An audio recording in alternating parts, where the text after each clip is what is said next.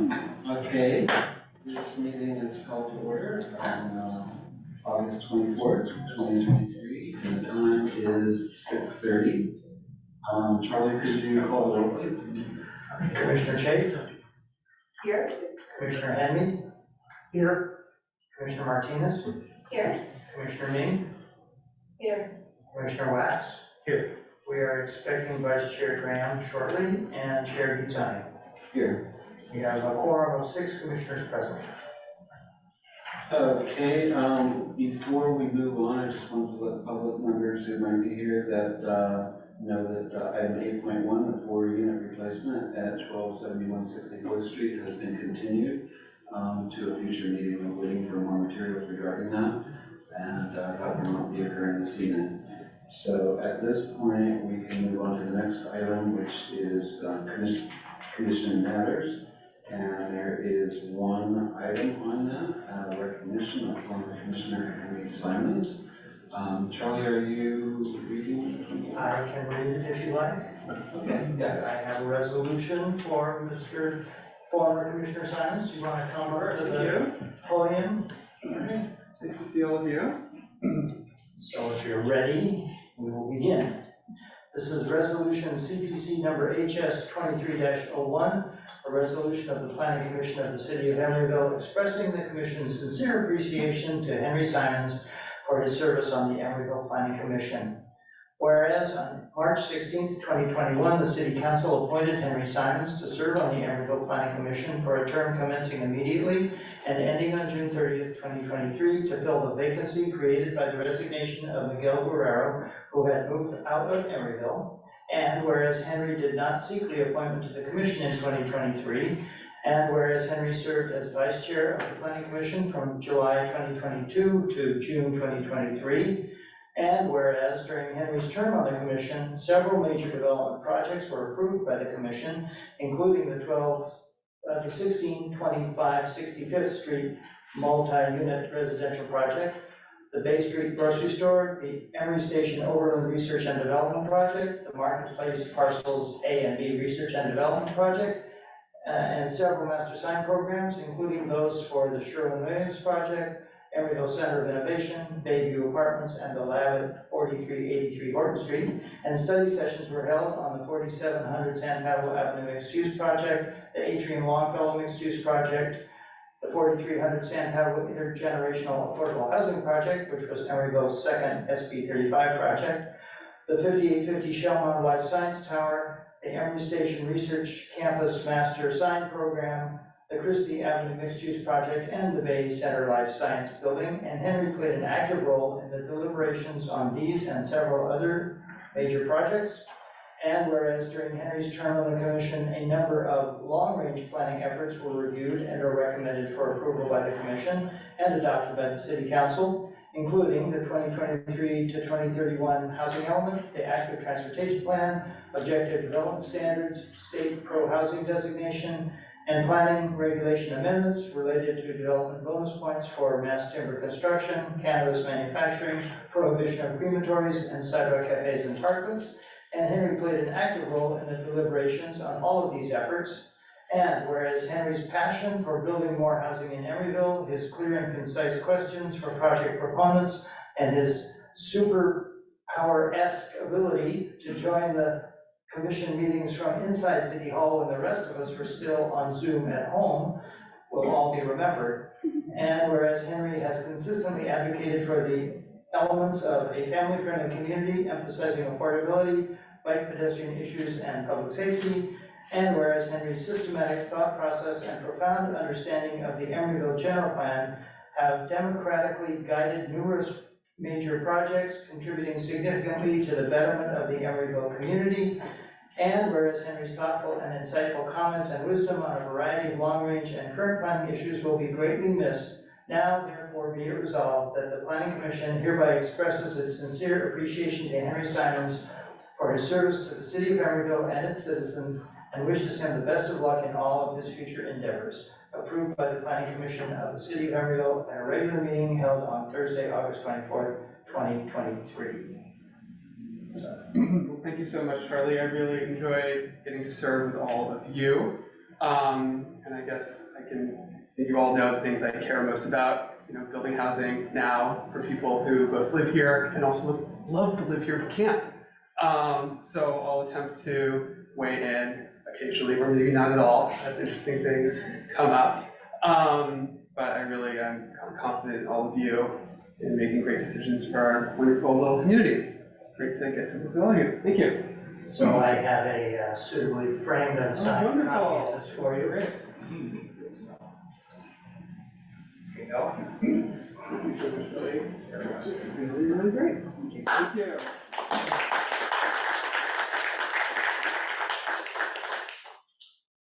Thank you, Henry, and just briefly, open this up in case any commissioners would like to make comments or thanks to Henry. Have it from all of us. Thank you very much for your membership on the commission.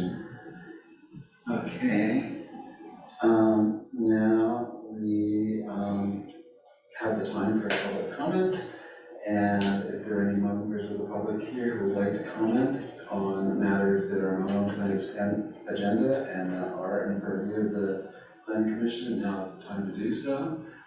You will have 3 minutes to do so. Is there anybody in the room who would like to comment? Charlie, do you have any speaker cards? I do not see any raised hands among the attendees, and I have not received any online speaker cards. Okay, that having been done, the next matter is the approval of action minutes from our July 27th meeting. Do any commissioners have any comments or corrections on the agenda?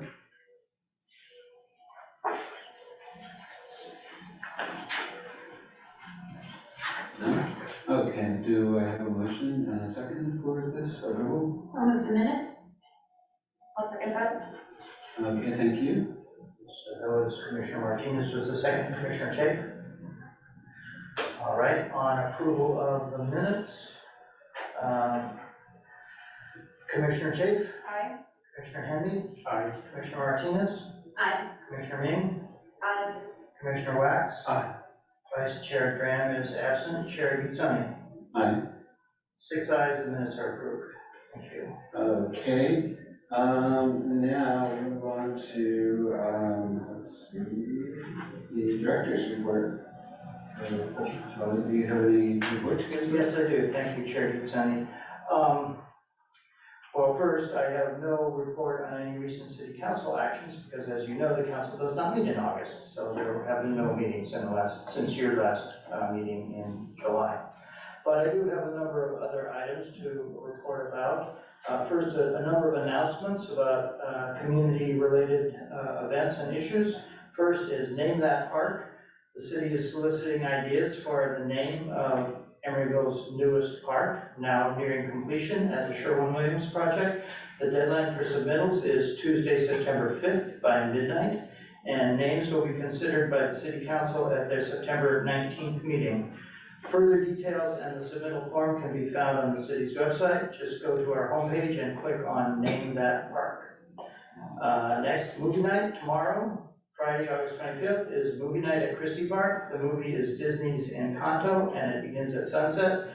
There will also be a live band in the park beginning at 6 p.m. So people are encouraged to come enjoy a meal at the public market and then come out to the park to enjoy the movie. Next, Printing in the Park. A free community event called Printing in the Park will be held at Doyle Hollis Park from noon to 4 p.m. on Sunday, September 17th. It will feature letterpress printing hosted by Compound Gallery. This is a free event for the community, so come make art in the park. Next is a fabulous queer film festival called Fishnets and Film. Will be held on Sunday, September 17th at Tipsy Putt, which is at 5690 Bay Street, beginning at 3 p.m. And the red carpet will be at 2 p.m. There will be movie night at the pool on Friday, September 22nd. Where we will be showing Pixar's Finding Nemo at the pool at ECCL, and the movie starts at sunset. And then a couple of save the dates for things that are in the future. The Harvest Festival will be on Saturday, October 28th, and the tree lighting and holiday parade will be on Friday, December 1st. Hard to believe that it's August and we're already talking about tree lighting for the holidays, but anyway. And finally, I would just like to take this opportunity to reflect briefly on my years in Emeryville, if you don't mind. As luck would have it, my first Emeryville Planning Commission meeting was exactly 23 years ago tonight, on August 24th, 2000. I began working in Emeryville on Monday, August 28th, 2000. And prior to that, I had worked in Oakland, and my last day in Oakland was did I say Monday? Friday. Monday, August 28th was my first day in Emeryville. My last day in Oakland was Friday, August 25th. And my first Emeryville Planning Commission meeting was Thursday, August 24th. You may wonder why I was at an Emeryville Planning Commission meeting when I was working for the city of Oakland. That is because the city manager who hired me, John Flores, was very anxious to get the planning director seat filled. He had lost his previous planning director, Claudia Capio, who had gone to Oakland about 6 months prior. And as a matter of fact, she and I overlapped by about 6 months in Oakland before I came here. So he, like I say, he was anxious to get the seat filled. Normally, I was planning to take a couple of week vacation before I began working in Emeryville, but he prevailed upon me to get here ASAP. So I forewent the vacation. And like I say, I left Oakland on Friday and I came here on Monday, and he wanted me to be introduced to the Planning Commission even before I got here.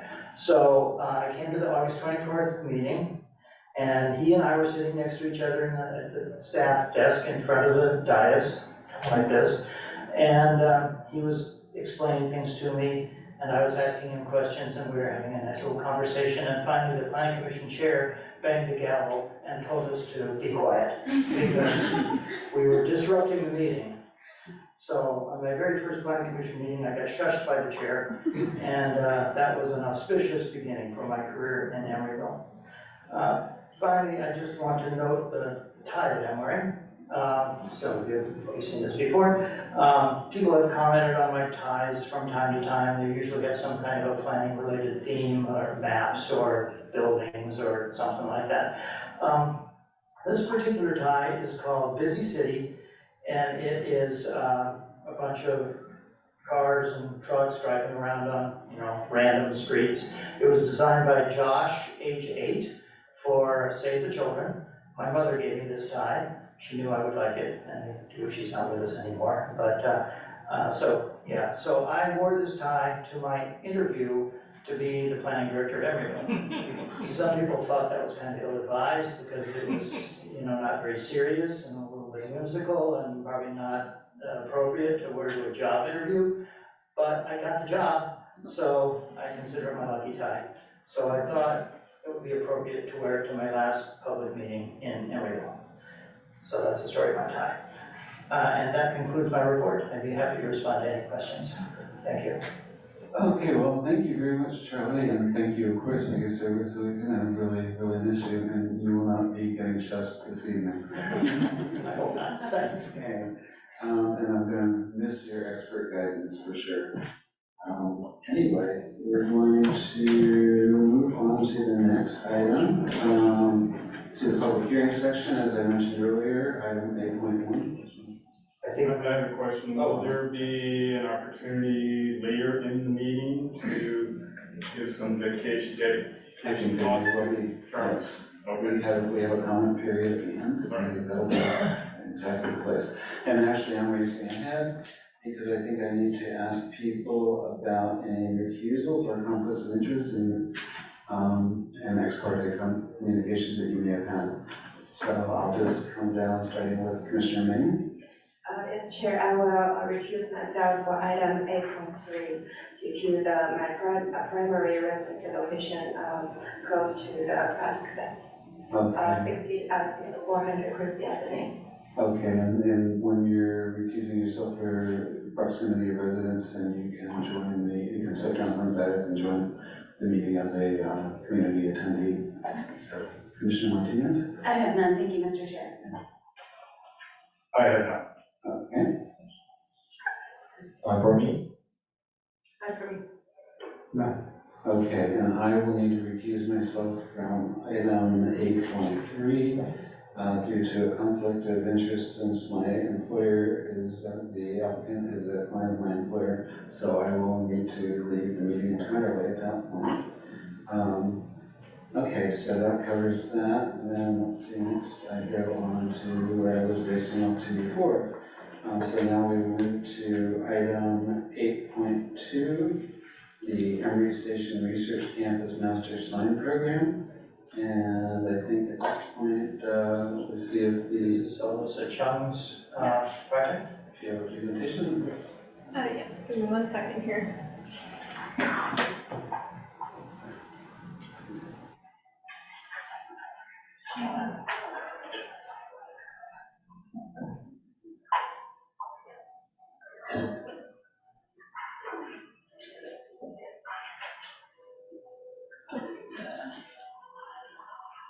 Sorry, give me 1 second here.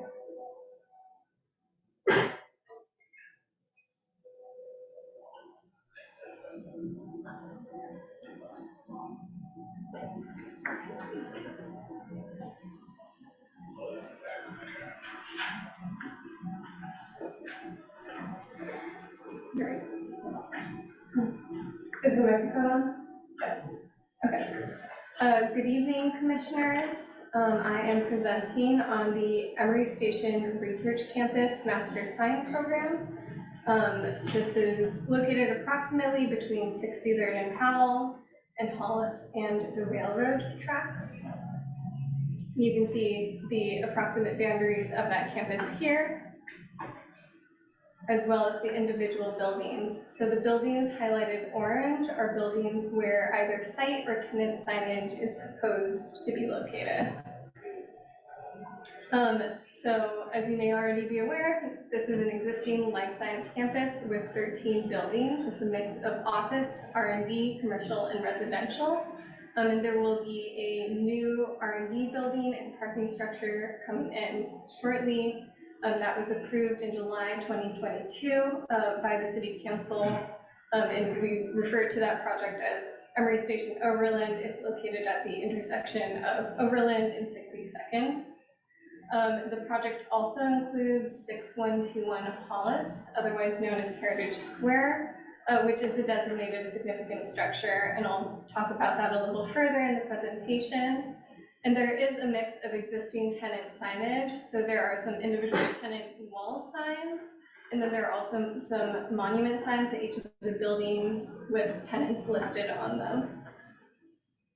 On April 27th of this year, Commission held a study session to review the proposed master sign program. There were general comments on the overall number and size of the signs proposed, and high-level major recommendations were to relocate 2 of the signs to be more compatible with the buildings and the overall campus design, to consider the impacts of some of those high-rise signage on residential development nearby, and to consider restricting font choices for tenant signs. And you can see a more lengthy discussion of this on page 9 of the staff report.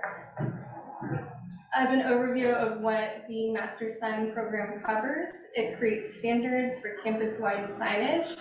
It establishes site and tenant signs. It defines permitted sign materials, font, and illumination. And of specific note, all illumination will be required to be dimmable as a condition.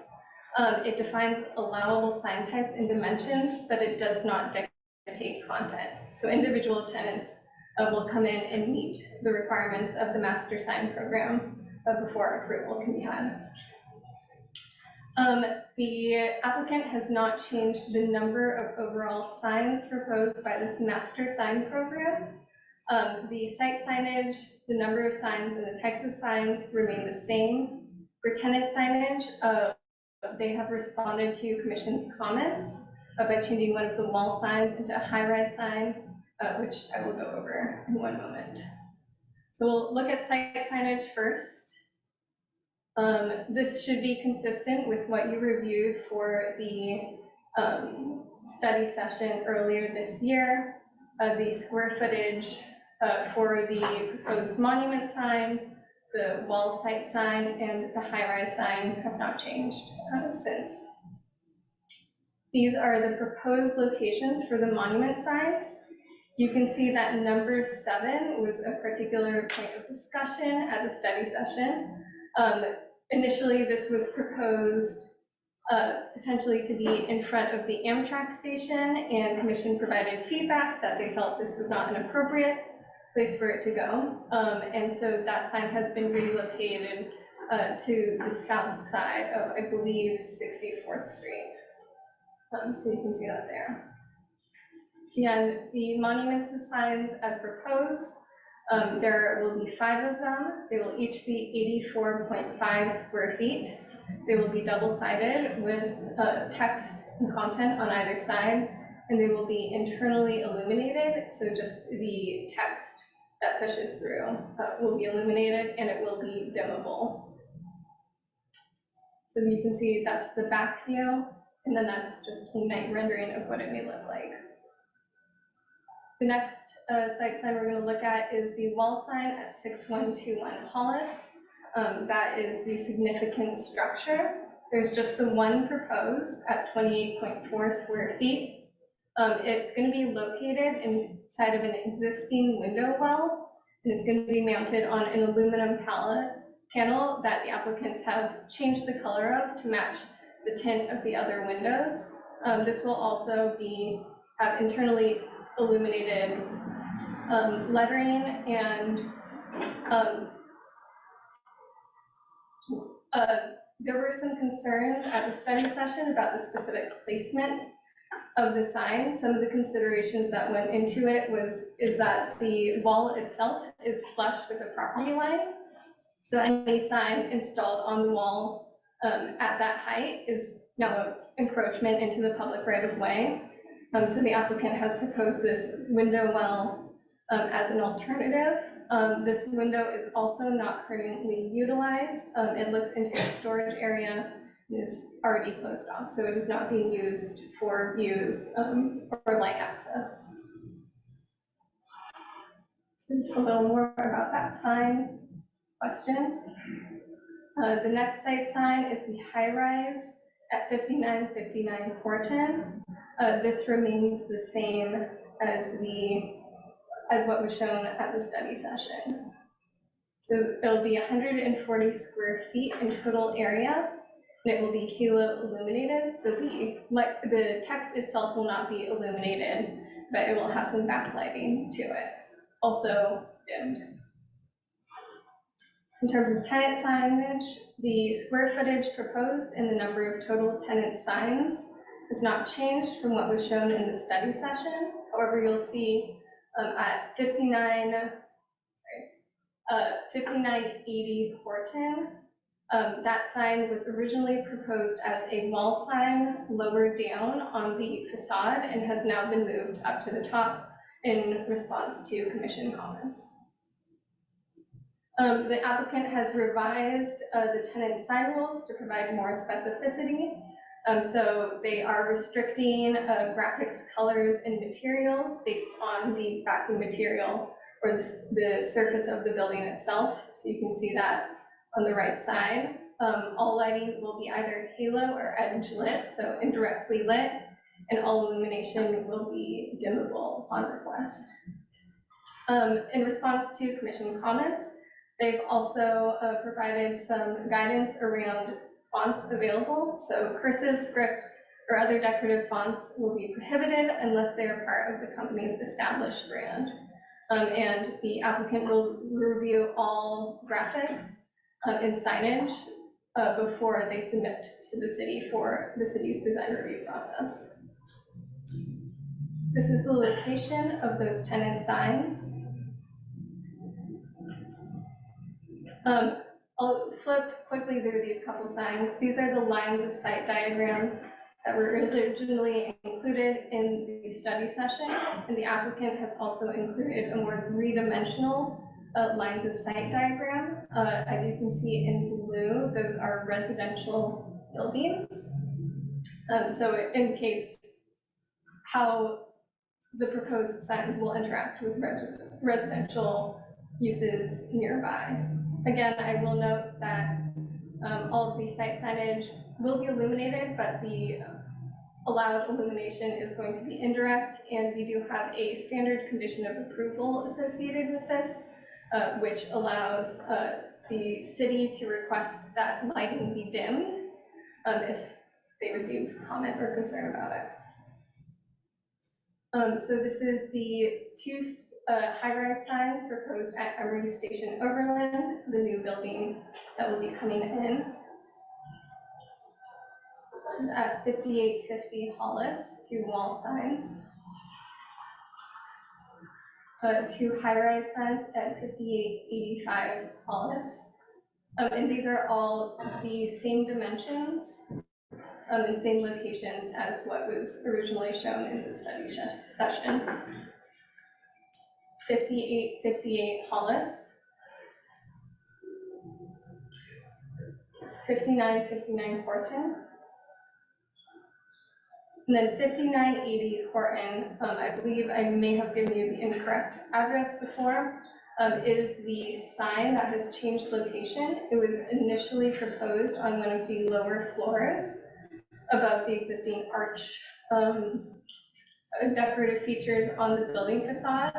And commission requested that it be moved up to the top so that it doesn't conflict with the design of the building. So that top portion does not have those arches associated with it, so there will be a rectilinear shape.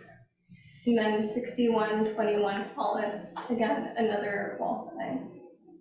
And just to go over the findings with you for the master sign program, we're looking for the master sign program to promote visual harmony, to relate well to the building and be compatible with the architecture, to be in character with the surrounding area, for the area to be consistent with section 9(6.1609, that the permitted signage is no more than is necessary, and that the master sign program complies with chapter 5, article 16 of the planning regs. For design review findings, we're looking for that the design is consistent with the general plan, including but not limited to urban design goals and policies, that it conforms with the Emeryville design guidelines and any other applicable criteria, and that it is of high design quality that's compatible with the surrounding area. And then finally, for the significant structure, that the proposed project will retain and enhance all or most of the features. And as a reminder, the significant features are the clerestory roof line, the facades, the concrete inlays, and the brick, and the rhythm of the windows. And you can find a greater discussion of each of these findings in the staff report. So staff recommends approval of the proposed Emery Station Research Campus Master Sign Program, subject to the conditions of approval. And the applicant would like to present, and then will be available for comment. Okay, thank you for your presentation. And I want to open this up to commissioners now, and if anybody has any clarifying questions, steering clear of suggestions or opinions that you would like to ask the staff. Commissioner Martinez? Thank you. I just want to confirm that the site identity marker for number 2, that hasn't moved, right? That's on G1.1. Let me recall which one that is. It's the one of the terraces. That is correct. That is still the same sign and location. Okay, thank you. Question? Commissioner Henry? On, I think this is just a graphic issue, but on G2.16 on the submission to the commission, there's a black line around the sign. Is that intended to be a black line, or is that a graphic mistake essentially? Which sheet did you say that was? G2.16. Let me just bring us there real quick. Yeah, so I believe what you're referring to is not part of the sign itself. It is the allowable dimensions. So Okay. that rectangle represents the parameters in which a tenant can construct their sign. It does not actually represent how the sign will be installed in place. Okay, so there's no boundary around any of these signs. No. Any other? I have one more question. So under the lighting proposal, there are two proposals. One is edge-lit or halo, so is it correct that they're asking for both? The These tenant are can quite different select, situations actually, so that's why I'm asking. So the tenant can select which of those they would like to provide, I believe, and the applicant can clarify that for you as well. They will both be required to install dimmers. thank you. Okay, Commissioner So in the staff reports, it talk about all the lighting on the high-rise will be dimmable, and the community development director will make the decision like when to dim, like what's the level to dim the lighting fixture. But I'm curious how, like, some of the signs are facing the residential buildings. I'm curious about the process. Would it be maybe some public comments, provide feedback to the city, and then the director will tell the owner to dim the lights? I'm just curious about the process. That is my understanding, that yes, we would rely on public complaints or concerns about the intensity of the lighting, but Charlie can Yeah, I can clarify. comment on that. This condition that the illumination be dimmable, I think is appropriate, but it stems from a few unfortunate situations we had in the past where we had some really bright signs and we didn't have this condition. And we were kind of stuck because we told the applicants or the owners of the sign they were too bright, and they said, well, we like it this way, you know, what are you gonna do about it, kind of thing. I mean, it was a little more complicated than that, but ever since then, we have put a condition on that signs be dimmable. And it's not, there's no formal process for that. And in fact, since we started putting that condition on, which has been, I don't know, maybe 15 years, and Mira says 15 years, I wasn't gonna say, well, 10, but 10 to 15 years, we've had this condition of approval. It's never been an issue. It's never had to be invoked. If it were invoked, if we got a complaint about a sign that was too bright, you know, we would go look at it at night, and if we deemed that it was too bright, we would tell them they had to turn it down until we felt it was at about the right level, and we probably then check with the person who complained to see if they still thought it was too bright. But there is no formal process. But this is just kind of a safeguard to make sure it doesn't become a problem. Okay, any more questions? Okay, thank you very much. Does the applicant have a presentation of any comments to make to the commission?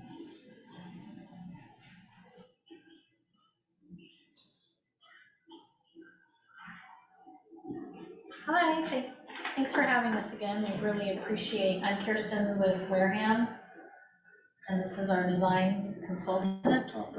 Dominic Design. And thanks for your feedback from the last session. And we know you have the updated packet, so we just wanted to make sure we were here and able to answer any questions that you all had about the project. Okay, so here are your questions. Does anybody have any clarifying questions? Okay, Is there thank anything that you you. want to make sure we mention? At this point, I think we'll open up to, oh, okay. So I guess I will address the question, and that was, which was the number 2 sign that, which was raised as a comment before, and so we wondered why you chose to keep it on the west side of Horton, particularly since I assume that it's for drivers driving north on Horton, entering your site, which means that it's on the far side of the street, and thereby not very visible. I walked, since we had that meeting, I've been walking back and forth there looking at it, and I wondered why you would place it there versus, for example, placing it into the courtyard of the building, which would be a little bit further north than the entry of the site, but the courtyard on the east side of Horton. important. I forget the name of that building. Yep. So I wondered if you thought about that or wondered why you chose to place it there. Yeah, there's a few reasons. You know, it's a pretty significant entrance there, a lot of traffic that's eastbound on Powell enters the campus, kind of circling around through that direction. So we feel like it's really an important identity point. And locating it where we did, basically in front of the terraces there's a large utility easement that runs along the whole frontage of there. So it makes it so locating that sign was extremely challenging. But we felt that the spot where we located it is actually a really decent visible point as you're kind of turning into the campus to market. So it's not an ideal situation, it's a challenging situation there, but we really felt like it was an important place to brand the campus. And if I might add as well, based on the feedback that we had received about the experience of the driver, I too drove the campus in lots of different ways to try to make sure that the locations of the markers made sense. And a couple of observations that were made from that were when you're driving, I think that's northbound on underneath the Powell, actually the left-hand side is actually more visible than the right-hand side because of the structure of the columns of Powell coming over it. And then we felt that marker is really an indication of, no, you're actually entering onto the campus at that point in time. And if we put it further up, there's a lot of other, we have not only other, monuments, but we also have art, and we didn't want to conflict with the aesthetics of that area either. So we felt like really this was the ideal location for meeting multiple needs of identity for the campus and for the driver and pedestrians and what have you, traversing that space.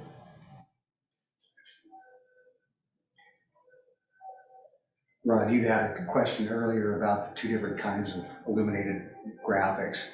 And basically the edge lit sign, you can only go up to about 18 inches in cap height, and then you really can't fabricate using that kind of an approach. So that at that point, you need to go to a backlit letter to achieve the same kind of outline illumination for the graphics. So it's a technical issue. We wanted the lighting to be consistent, that we did not have any face illuminated letters throughout. This softer, basically outline kind of effect was what we wanted to achieve. And so that's why we have kind of the two different methodologies. And the converse is true also. It becomes difficult to manufacture backlit letters smaller than, say, 18 or 15 inches or so. So that's why it was designed this way. So you're saying if it were larger than 18, it'd be halo. Yeah. And if it were smaller than 18, it'd be lightly edge lit, then it cannot be halo?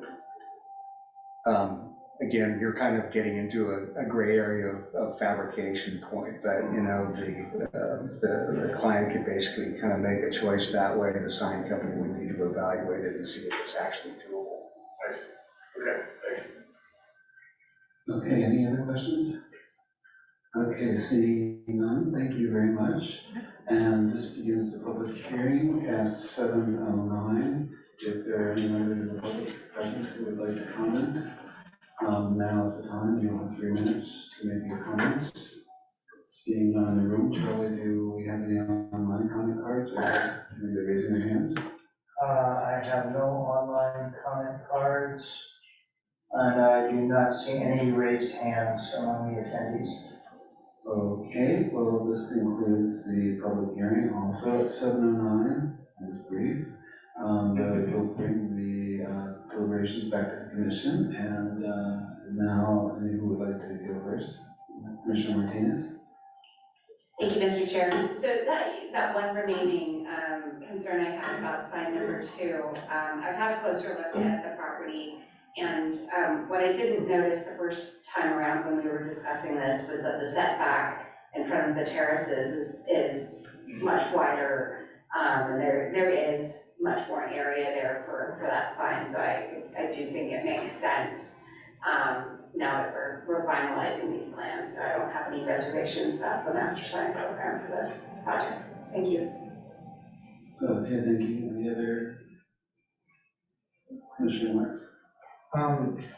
This is the second time, well, actually, I don't know if it's come questions or comments before, but the issue of the boundary box is actually something I think we should pay attention to, because if we're reviewing these based on, theoretical signage, and the signage that is in the graphic is actually a fraction of the size of the potential sign. We're trying to review this plan for its potential, and there's at least a couple of signs here where the print inside is significantly smaller than the boundary box. So we're looking at this and not thinking about how big it could be, but how nice it looks in the particular scaling that's been given that. So while it's too late to re-render it for this meeting, I think that those should appear more appropriately scaled. That's my only comment. Okay, thank you. Commissioner Henry? I actually think that's a good point, because particularly looking at this one exhibit G 2.10, the sign shown is about 2/3 of the boundary box, and if it were the full boundary box, it would look quite a bit different. So I think that's a good point. The sign on, number one sign on house, it's a minor point, the site identity sign. But in your exhibits, there's a notch shown on the building. I don't think there's a notch. I looked pretty carefully at the site views. I don't think it makes any difference that there is not a notch there. But the entry notch is very big, but that's not where you're putting the sign. You're putting it further south and in a green space. And so I think it's fine, but your plans, for example, G 2.1 plan shows what looks like a recess in the building, and there is no recess. So anyway, like I said, I don't think it makes any difference, but just make sure. And having heard your explanation for the number 2 sign on Horton, I'm convinced. I think that's fine. On the boundary or the lighting condition, the reason I asked about that is because the edge-lit sign is such that anybody looking at an oblique angle would see a lot of light. It's just like a blade sign, right? You see it perpendicular to the sign and you see a lot.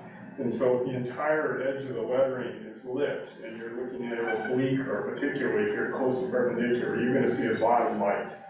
So that's why I was first thinking, well, perhaps they should all be halo lit in order to have more consistency and less of a light impact. But your explanation seems, convincing. I guess then I don't know if there's if we as a commission should put any condition or anything like that on there, but it would just be a concern that I would raise. That the edge lit lighting is going to be much more impactful at night than the halo lighting. Any other comments? Vice Chair John? Yes, thank you for changes that you made. I think for item number 5, the one that's inside the window, I wish we had some more reflective material than the matte aluminum that is similar to other windows. Other than that, I don't have any comments. Commissioner Shea?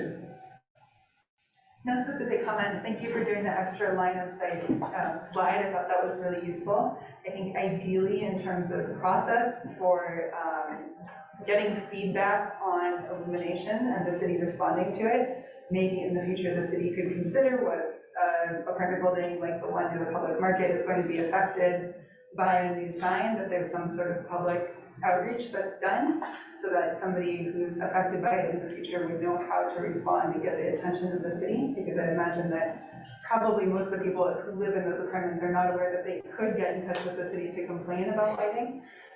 So maybe we can take that down as something to consider in the future. But other than that, no other comments. Thank you. Commissioner Dean, any comments that you have to make? Yes, so for the monument side, I really like the color palette. I really believe those colors blend into the neighborhood buildings. I want to echo Commissioner Henry's comments regarding the halo lights. So compared to the edge light and halo light probably can have more diffused lights. But since we proposed the dimmable lighting, maybe while the signs up there, we can play with the level of brightness. So it might can mitigate the brightness at the edge. And also, I think the rendering for the tenant lighting looks very nice in terms of the alignment with the building feature. So I'm thinking about in the future for the real tenant signage, probably the owner will need to really review, because you gave it a perimeter, but would it the sign all the way aligned to the right edge or left edge or in the center? So probably it will be a case by case situation. Okay, thank you. And for my comments, I appreciate the changes, the responses we've had to some of the things that were discussed in the last meeting. I do want to underscore Commissioner Wax's concerns. I think that the scale and the rendition could have been a little more readable, so we had a better feel of how big that sign could actually be. So I do have a little concerns about that. But I do appreciate the changes that happened. The other changes I think are good. At this point, does anybody have anything further? Does anybody want to make a motion for this? I'll move the resolution. Second. Okay, do you want to take the vote, Charlie? Thank you. That was Commissioner Martinez, and who did the second? Commissioner Henry. Thank you. All right, on the motion by Commissioner Martinez and seconded by Commissioner Henry to approve the application. Commissioner Chafe, Aye. Commissioner Henry, Aye. Commissioner Martinez, Aye. Commissioner Ming, Aye. Commissioner Wax, Aye. Vice Chair Graham, Aye. and Chair Beats aye. Aye. 7 ayes, the application is approved. This decision may be appealed to the City Council within 15 days. Okay, thank you. We now reach item 8.3, which I'm going to recuse myself from for economic conflict, and the Commissioner Ming is recusing from for residential proximity. Thank you very much. I'll be back.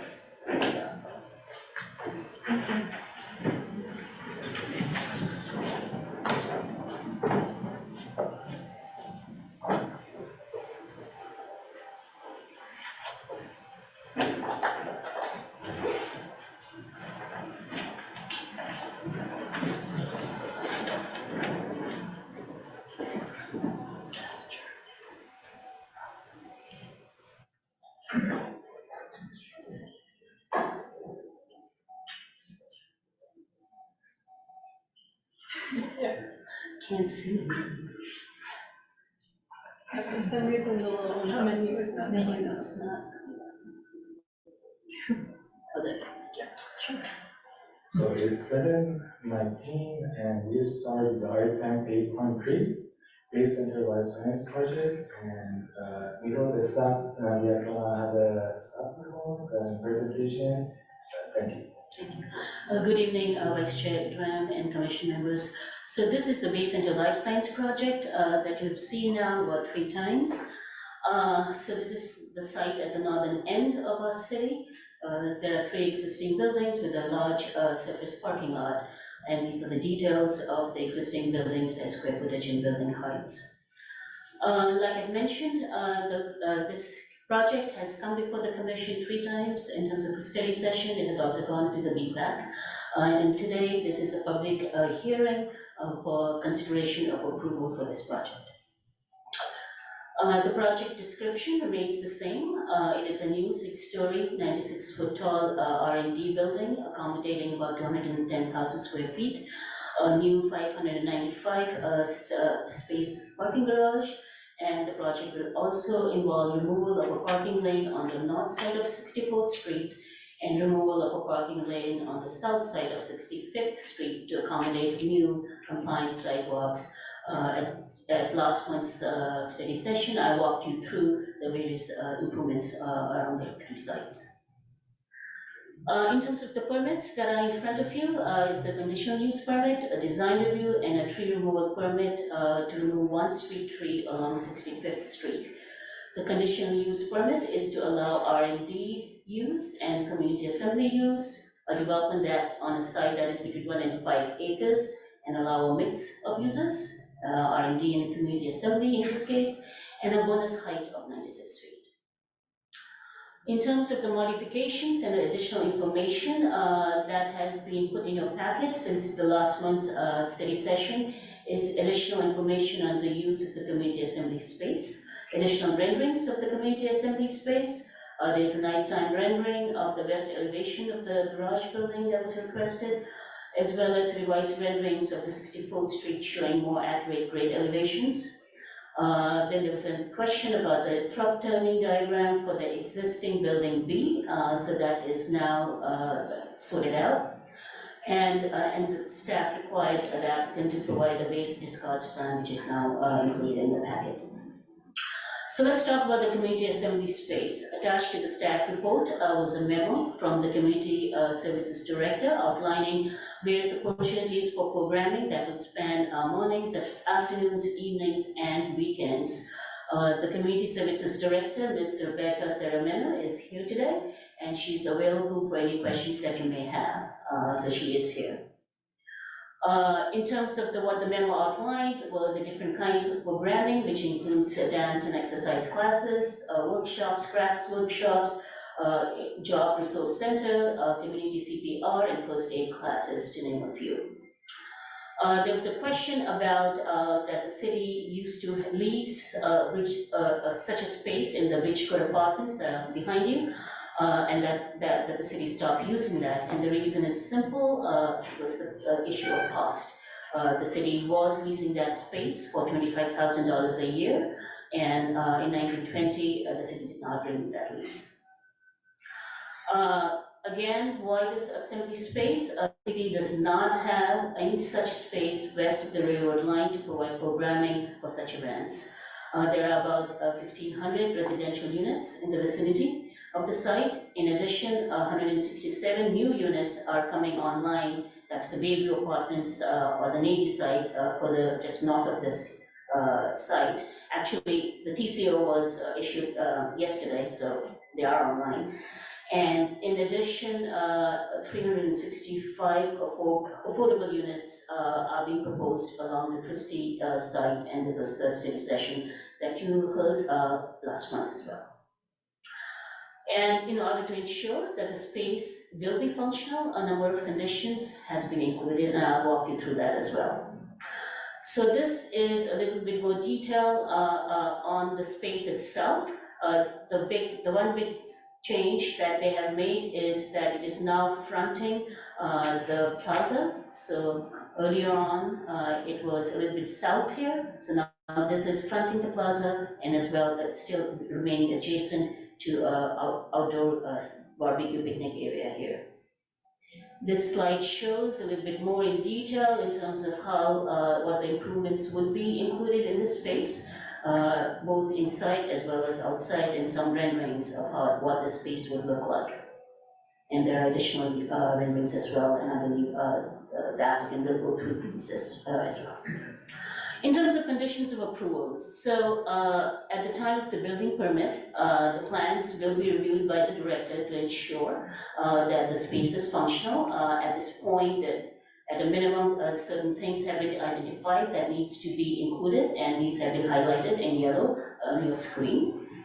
In addition to that, before the applicant can occupy the building, they will need to enter into an agreement with the city that clearly outlines the rights and responsibilities. And this will also include the right to parking in the new parking garage on a first come, first served basis on weekdays and weekends for the patrons who use this space. And this is more ensuring that if there is a change in ownership of the space, whoever succeeds in terms of successors in the science, they will continue to be responsible for the overall functioning, maintenance, and janitorial services, which would be outlined in the agreement that they would have to enter into prior to occupying the space itself. So the site plan has not changed substantially, other than kind of outlining the space between the two new buildings, giving more details on the community assembly. And this is your vehicular circulation.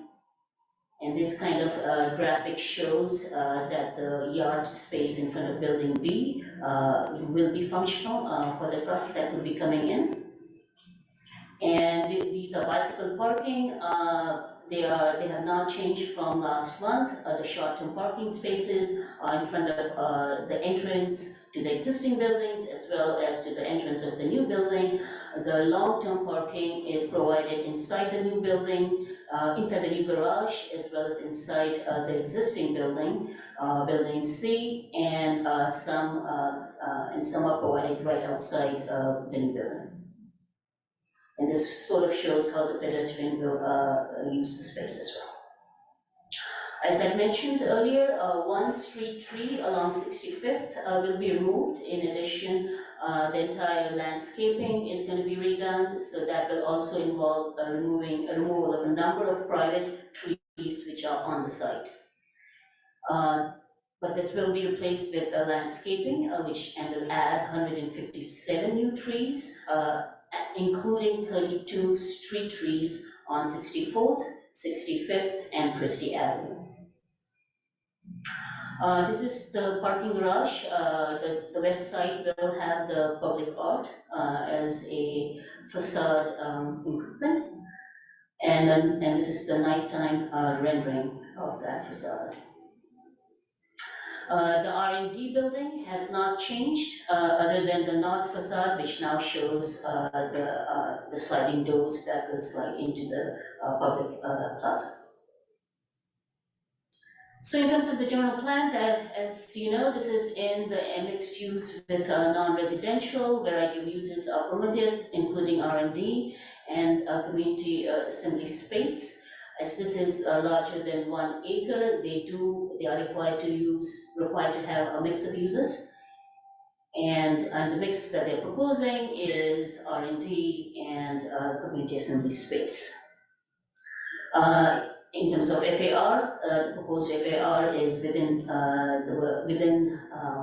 base FAR, and therefore no bonus points are required. It is the height for which the bonus point is needed. The R&D building is 96 feet, and this will require or trigger 92 bonus points. So again, half of the bonus points are going to be acquired through provision of monetary contribution to affordable housing, and the other half has to be earned by provision of community benefits. So if this was a residential project, they would be required to provide affordable units, but as a non-residential project, they just need to pay additional affordable housing impact fee at the time of building permit issuance. So if the building permit was issued today, they would be paying about a little over $2 million to the Affordable Housing Fund. The actual amount would be at the time that they pull the building permit. In terms of community benefits, there are a variety of categories, and what they have, what is being presented for approval for you in front of you is the additional open space. So they'll, out of the 46, they earn 20 by providing additional open space, and I'll show that to you in a minute. Then they are giving the city a monetary contribution for the cost park. This comes under public improvements, so they earn 12 points. The monetized value of those 12 points is roughly a little over 2 million. And then the remainder of 14 points will be put in the city's small business fund, and the monetized value of that is about $2.3 million. So as I mentioned, the 20 bonus points are through additional open space, and the space that they'll be providing is in two forms. It's the public plaza here, as well as the dog run here. And as I mentioned, they will be giving the city a dollar amount to design and build a costly airport. In terms of parking, for a building, for a project like this, the parking is determined by you taking the parking estimates for lab and office use. And the parking that is being proposed and the ones that is existing is for all the existing buildings as well as the proposed building. And so that comes to about 1,190, and that is what they are providing. They have an existing off-site parking garage, and then the new garage will provide an equal numbers, so the total parking is 1190, and it meets the city's vehicle parking requirements. Bicycle parking, one long-term, one short-term for every 10 auto spaces that are provided, and the math turns out to be 108 long-term and 108 short-term. They're proposing 118 short-term and 108 long-term parking spaces. Loading, they are proposing, the requirement is 2 medium, and that's what they're proposing, so they are compliant with the loading requirements. Open space. So now this is a different open space. That is triggered by the project itself. So given the size of the project, they're required to have a certain portion as publicly accessible open space. And this they are providing in form of improvement of the bus stop at this corner, as well as a seating area along Christie. Both these proposals are on private property, they are not on public property. The remainder of the open space requirements are common open space requirements, which is in this brown area. And again, what they are required is like 10,500 square feet. They are proposing about 97,000 square feet, and this does not include the stormwater planters in the calculation. I'd just like to point out to some other conditions of approval, just to bring your attention to that. This is a part of our requirements. So in the new 595 parking space garage, they are required to provide us with 196 charging stations, which is about 33%, and then they will be providing us with 179 EV capable spaces, which is about 50%. In addition, all the glazing that is being proposed will be world safe glazing, which is part of a requirement. And in terms of purpose, there will be signage indicating that the different purposes that are being proposed are available for public to use. And this is the Christie Park seating, the dog run, the bus shelter, and the plaza between the two buildings. And again, this signage is part of a requirement, so I just wanted to bring it to your attention. In terms of environmental review, CEQA analysis, a traffic report was conducted for the project, and on the basis of those studies, staff has determined that the project qualifies for an exemption under CEQA guidelines 1533-2. Which applies to infill developments. The traffic report also concluded there would be no major impacts as a result of the project. The report included some recommendations regarding signage and curb ramps, and these have been incorporated as conditions of approvals. Our traffic consultant is present today, should you have any questions regarding that. So there are some standard findings that you are familiar with in terms of use permits and design review. These have been outlined in the resolution in your staff report, and staff believes that the commission can make those findings and therefore approve the use permit, design review, and the tree removal permit for the project subject to conditions of approval in the staff report. So that concludes my presentation. The applicant does also have a small presentation as well. If there are any questions, I can take them now or later. Thank you so much, Nero. Commissioner Henry? A couple questions. So on the tree disposition plan 2.14, you pointed out one tree being removed, are all the other trees along the west property line, are those not street trees then? Correct. Correct. The second question is, so you said the Popo, the bus stop Mhm. is all public, is all private, so that means the sidewalks are all private? They're not on the right of way? And the bus stop is on the private property, but the sidewalks are, a portion of it will be so on the 64th Street side and on the 65th Street side, a portion of it will be in the public right of way and the portion of it will be in the private. Okay, can you go then to that drawing showing the Popos?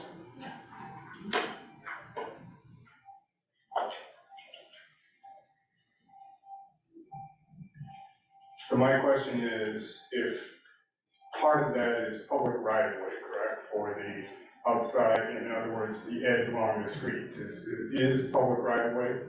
So if you can't see on the screen very clearly, but if you see on the paper, you will see that there is a property line. And the shelter itself. Yes, no, I understand Yeah, the shelter is, but is the entire space, including the public right of way area, being counted as Popo? I'm not sure I'm following you. That boundary line you see, the red dotted line, goes Yeah. all the way to the curb line, or does it go to the curb line? I believe that this entire sidewalk on Christie Avenue is private property. It is private property, so there's a condition which will require a public access easement. So the existing sidewalk along Christie Avenue is private property. Yes, and it's not uncommon in our city to do that. Okay. And so and therefore, the entire bus shelter is also on private property. Right, but I was not talking about bus shelter, I'm talking about the sidewalk. Correct. So you're saying the sidewalk is private property? Correct, Okay. yes. All right. And then secondly, the Christie public seating area, so the stormwater retention area is not included in the calculation of Popo now? Correct. Okay, thank you.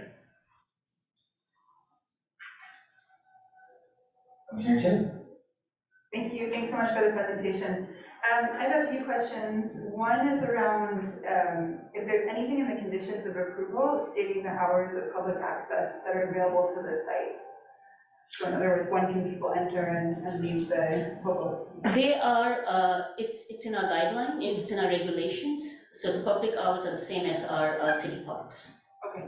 And that will be the condition where the signage will include hours of operation. And those hours of operation are the same hours that any other city park is open. Okay, great. And you mentioned that there would be signage, I think it's in the project area, right? But will there be signage from, say, Christie or some of the other major intersections pointing to the public spaces? No, there are none proposed, and there's nothing in the condition of approval requiring that. Okay. But, I mean, this would be essentially wayfinding signage. Exactly, yeah. Now, question on that, I know there have been some discussions at the city level about wayfinding. Would this fall, if we wanted to make sure that wayfinding was included, would that be something to include in this project's condition of approvals, or to be managed at the city level? Ideally, it would be good to manage at the city level as part of a wider signage rather than have an applicant, rather than us deciding off the cuff some kind of a wayfinding signage. Our staff preference would be to leave it with the city on a larger so that we can see, so there's not too excessive signage. Because, there's going to be, that would also kind of have to be in place with how the Christie Avenue Park has the wayfinding with that. And then the public market, so it can go both ways. The staff preference would be to leave it at the city level. Okay, and we think that's coming soon, that there will be wayfinding? Not that I am aware of. No, so it's just being discussed, but not planned. Okay, thank you.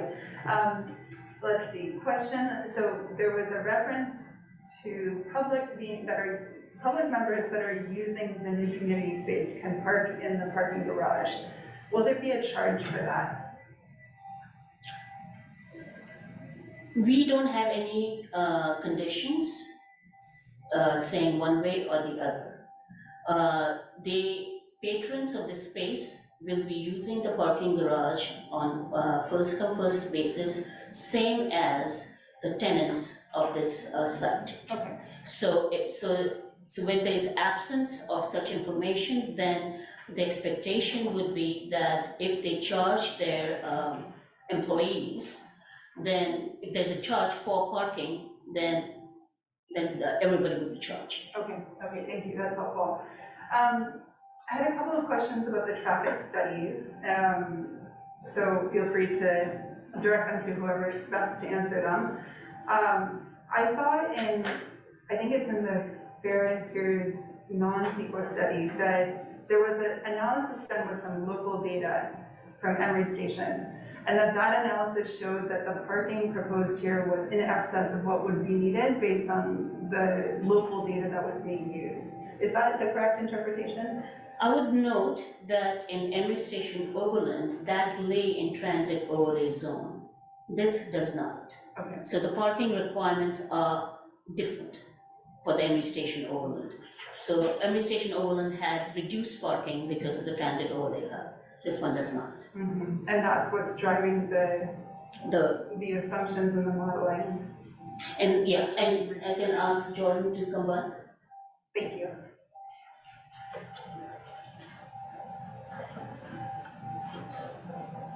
Hi. So the local data that was used for Emery Station Would you mind Overland. introducing yourself? Oh, sorry.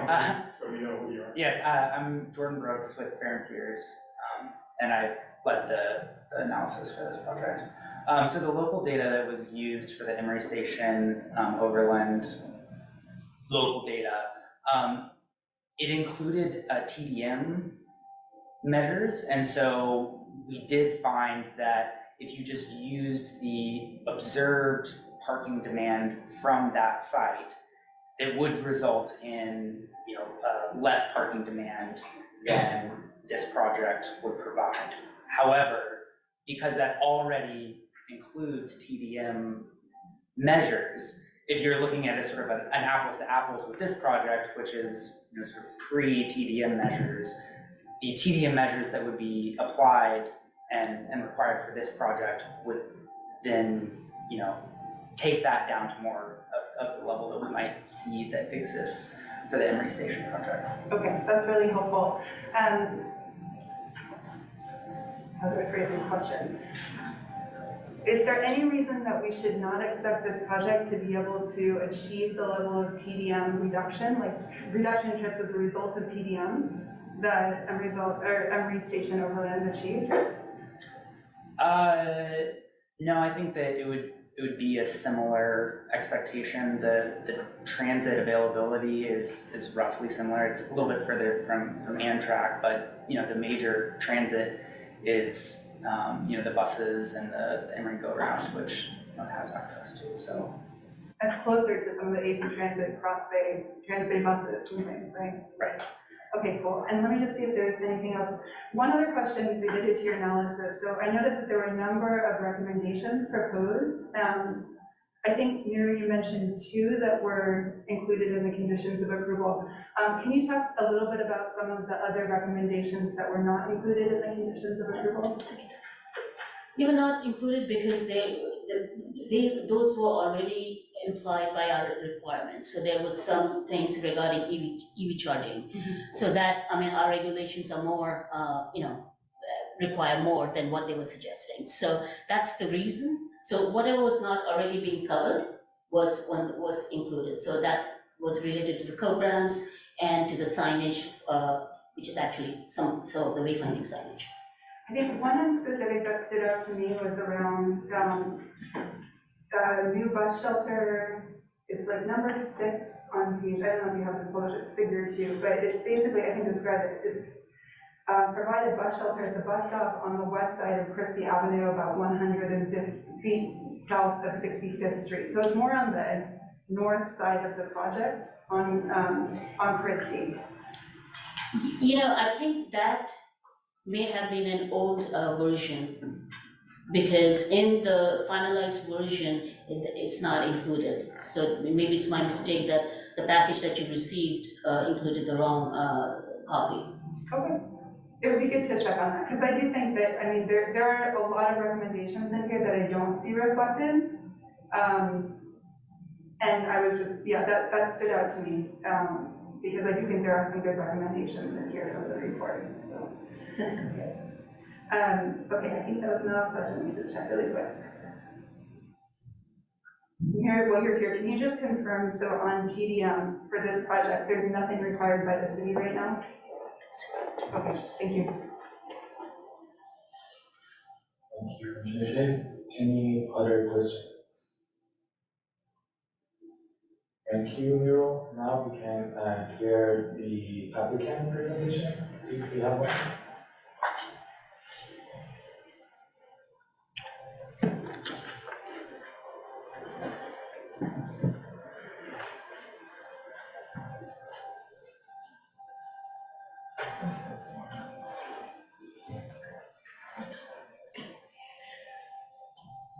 Good evening, Commissioners, and thank you for your time this evening, and thank you, Maru, for the presentation. My name is Samuel Capps, and I'm with DGA Architects. And I'll just give you a brief summary. I think Maru covered most of the items here, but just a summary of the changes. The first one is that, as she mentioned, we provided the night rendering, which was requested in the last study session. So this is the current view. The southbound view on the freeway. There's the daytime view that we had previously, and the nighttime view is here with the artwork shown lit. And then the second item was the community assembly space, and we've provided a lot more specifics on that. As Maru noted, the community assembly space was previously shown in this plan southwest corner, and what I think one of the previous comments was that some of the Popos area was kind of closer to the freeway and a little more exposed to the noise.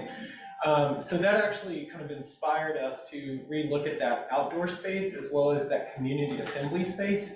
And we ended up flipping that to the east side of the site, and we felt like that was a much stronger move because it is now much more community oriented, so it faces the city rather than the freeway. You'll also note that there is a planting strip along here, so that would have always limited access of that community space to the adjacent Popos area. Now there is continuous openness with those sliding glass doors that open to the Popos area.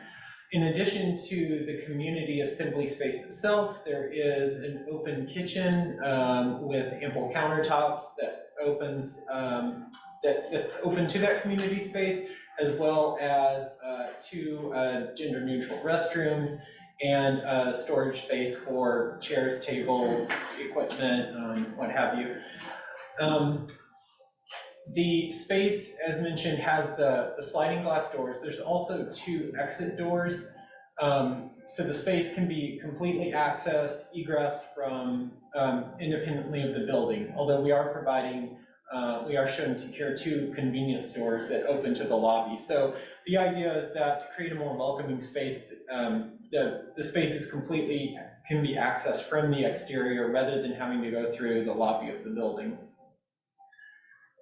We've also, as part of that outdoor space, like I said, there's, the idea was really to kind of look at the space and redesign it a bit to really be more integrated with that community assembly space. And that really involved this trellis here, so you can see how that opens up and starts to create an outdoor space that becomes one with that indoor space.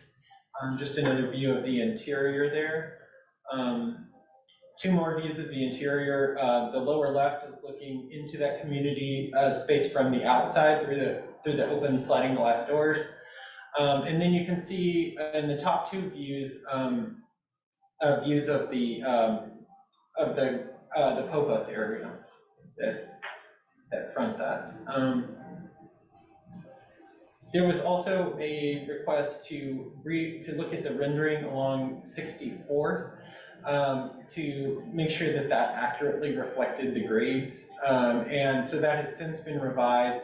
And one of the major changes, and I think this more accurately depicts the project and shows how much more friendly it actually is that the stairs are much less steep and there are fewer steps going up to this seating area from 64th. And additionally, we're showing now the planting area, the street trees, in the new curb line along 64th. The other two items were providing the waste discards plan, which I'm sure you've had a chance to review and I won't bore you with here. The next item was the truck access to building B.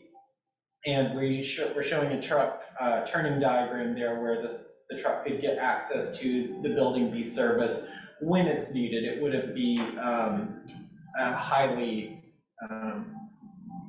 high occurrence event.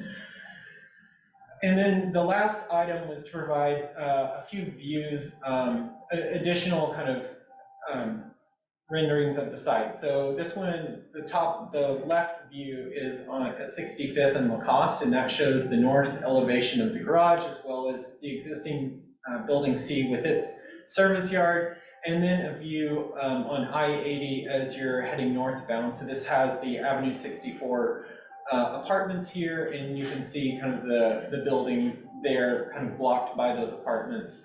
And that was in response to, I think, a comment from the last study session about flipping the balcony over to this side. And another thing to keep in mind with this view is that we're also looking at a still image, which allows you a lot more time to kind of study it. But if you think about it when you're driving on the freeway and you're moving, your eyes are should be at least on the road. And so that there's not really a lot of attention that's going to be focused up here on the building. And I think that's the summary of the changes. So we'll open it up to questions. Thank you so much for the presentation. Now, commissioners, okay, Commissioner. Can you go back to the service diagram, please? Yes. So are you showing a truck backing into that space then? Is that what you're showing? That is correct, yes. How wide is that drive gap between the existing service yard and the garage? That is, I believe that is about 20 feet. I don't believe it, because your truck is, that truck radius is like only 12 foot, maybe, and right at that pinch point, right? Right. I would have to look at the plans again to give you a better answer. I guess my point would be, it looks really tight. Secondly, so are you driving over the sidewalk at that corner, the southeast corner of the garage? And if so, is that sidewalk then a zero curbside, zero height sidewalk? Is it flush with the drive? That's correct. Yes. Okay. And what kind of, are you going to have any semis in here? Are these only limited, box trucks and garbage truck? Is the garbage going to be picked up in this way? The idea with the garbage is that it would really be wheeled out from the service area closer to that service yard, kind of where the cursor is. Okay, so you're saying the garbage truck would pull head in and pick and then back out or something like that? That's correct, yes. And will there be semis? No. Okay. Thank you, Commissioner Henley. Commissioner Martinez. Thank you. Do you happen to know if there are other plans to charge the tenants for parking?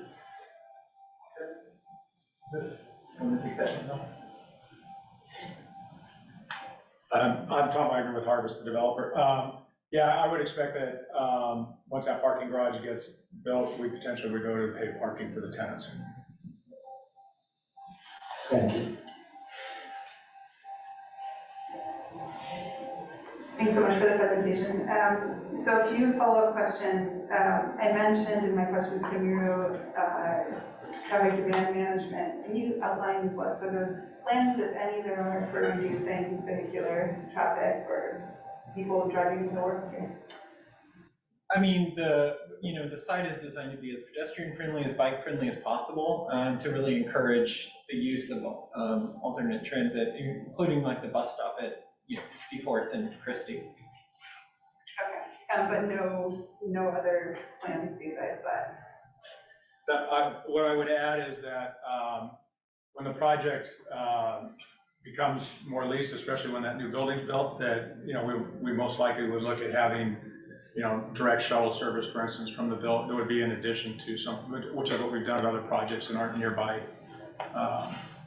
the BART station or something, or Caltrans will get a different shuttle, so they don't have to necessarily do all the stops with the Emery go-round. We'd have a direct shuttle. So it's to be determined, but those are the sorts of things we would do to support the tenants. Okay, that's great to hear.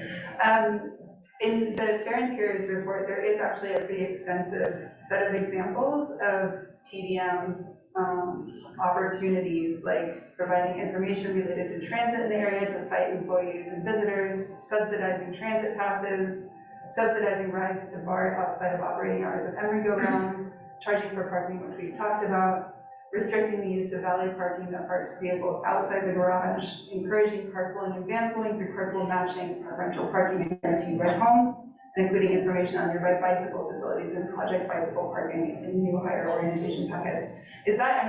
What is your reaction to that list?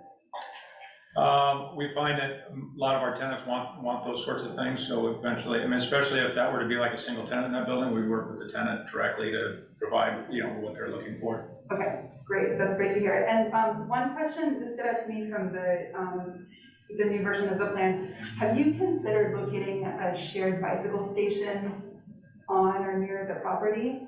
That's something that I know would need to be in partnership with another organization or company. You mean where there's like the where there's bikes for people to take and go? Yeah. It's certainly something we would consider. We've done it on other projects. Okay. It's not uncommon these days. Great, okay, that's all really helpful. So a couple more questions. There are a number of trees that are proposed to be removed. Could you talk a little bit about the size of those trees, the diameter of the existing trunks versus what will be planted on site? That may be a question for our landscape architect who's, I think, on the Zoom. Oh, Richard Sharp. Oh.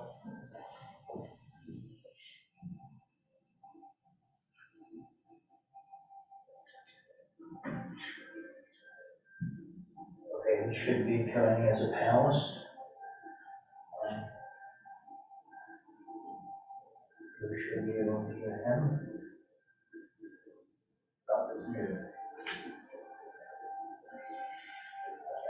Mr. Sharp to unmute.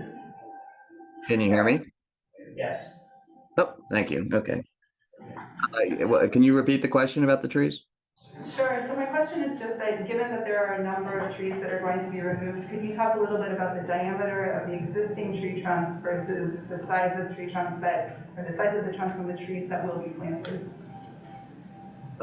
Sure. As a general rule, the trees that are coming out are not huge caliper tree trunks, with the exception of there's a handful of trees, 7 between each of the building sets, the existing building sets, that are larger ficus trees, but they're overgrown. The roots are lifting sidewalks. They're a liability tree at this point.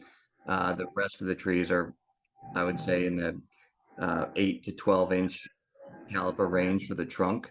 The trees we'd be putting in would be in the 3 to 6 inch range as new trees, depending on the size. We have some trees that we're featuring in areas that'll be bigger box trees, so the caliper on those would be larger.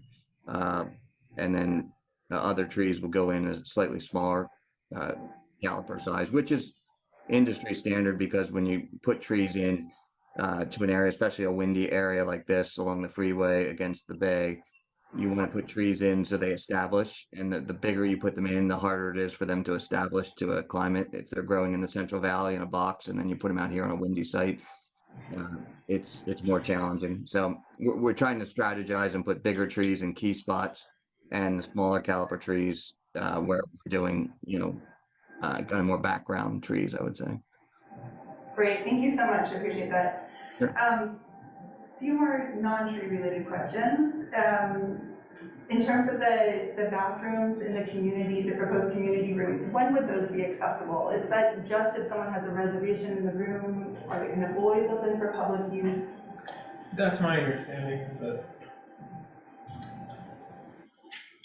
But they would be available whenever the community room's available. Yeah, so they wouldn't just be open to the public. For instance, it's using the bike path if the community room was not open. Yeah, okay, and related question, is there water outside in the barbecue area, or is it only in the kitchen inside? I believe it's only in the kitchen inside.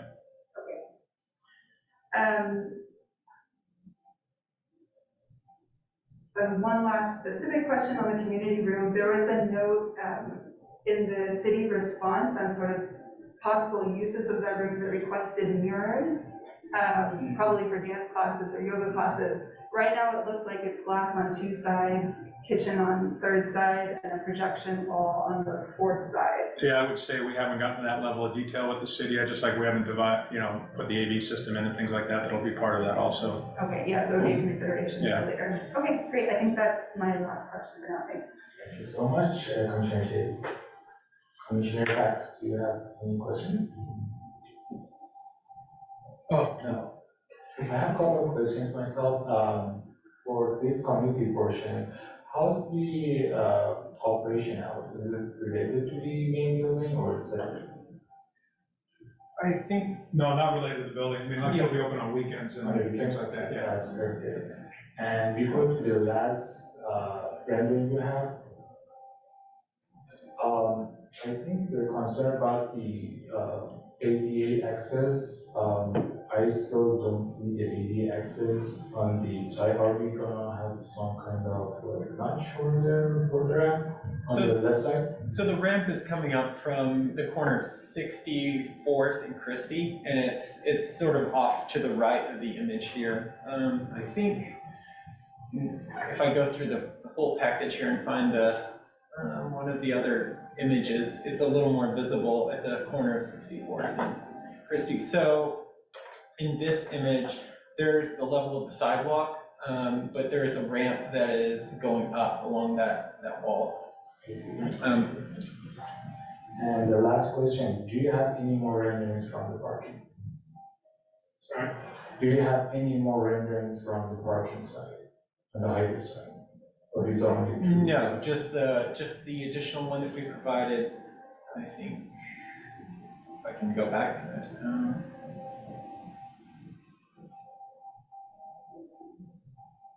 Let's see.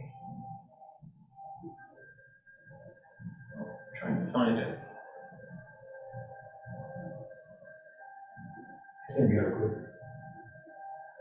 But to answer your question, just the one rendering from the corner. One rendering. Yeah, there it is. 65th and Lacoste. Okay, great. Thank you so much. Any other questions? Okay. Sorry, one more question. You have a drawing showing a monument sign at the entry to the plaza on one exhibit, but you don't show it on the other exhibits. Can you, let's see, I'll find it. I think you're talking about this one? Nope, no, the main central plaza. You have, let's see, on sheet 2.22. Right there, you show a monument sign.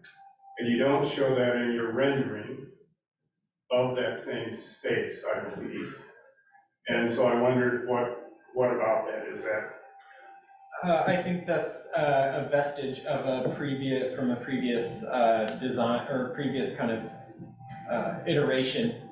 That if you may recall that in one of the early study sessions, we had some signage there, and I think that was removed in the rendering, but we didn't catch it in this image. But there are no plans to have monument signage there. Actually, I don't recall seeing that before. I actually rather like, so there was a comment before from the commission about that sense of entry in that space, and so that's why I was thinking maybe that was a response to it. Okay, so you're saying that's not intended to be part of the project? No, That's correct. There was the signage was shown in this rendering at one point, and I think to address one of the comments that to make this feel more open and welcoming, that was removed. Okay, any other questions? Okay, thank you so much. Thank you. Thank you for presentation. Now as 8:05, the commission is open for public hearing. Any speakers? I do not see any raised hands among the attendees. Let me just double check my email for any late breaking online speaker cards.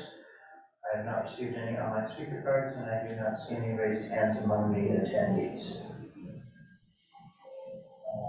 I don't see anybody in the room that looks like they wish to speak. Okay, that was very quick. It's 8:05 and we're closing the public hearing. Okay, next item. Now the item is come back to the commission and we want your input about this project.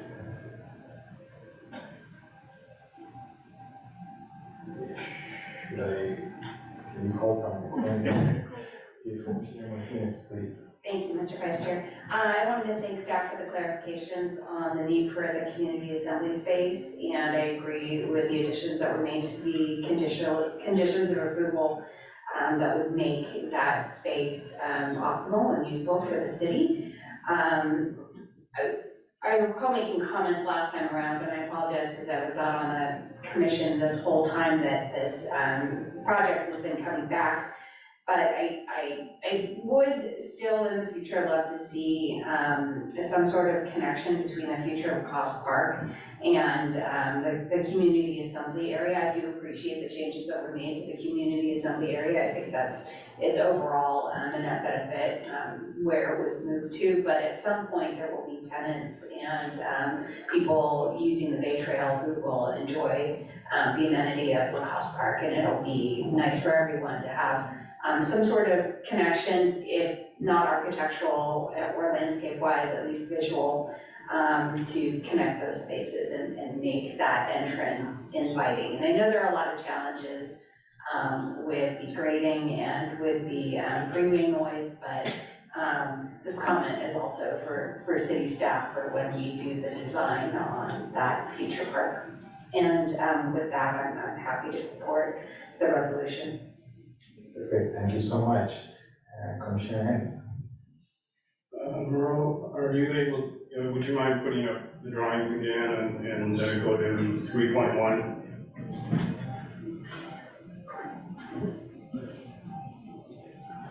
So first off, I think the project has improved. I think the community room location, treatment, plaza are really good improvements. I think the applicant has responded to previous comments from the commission, and so I think that's all good. I think the location of the plaza space outside the community room being away to the east is good because it also allows landscaping that can provide wind protection. So, put up a bunch of trees to provide a wind screen because we all know that the western wind is really, really strong. If you go to the 3.1.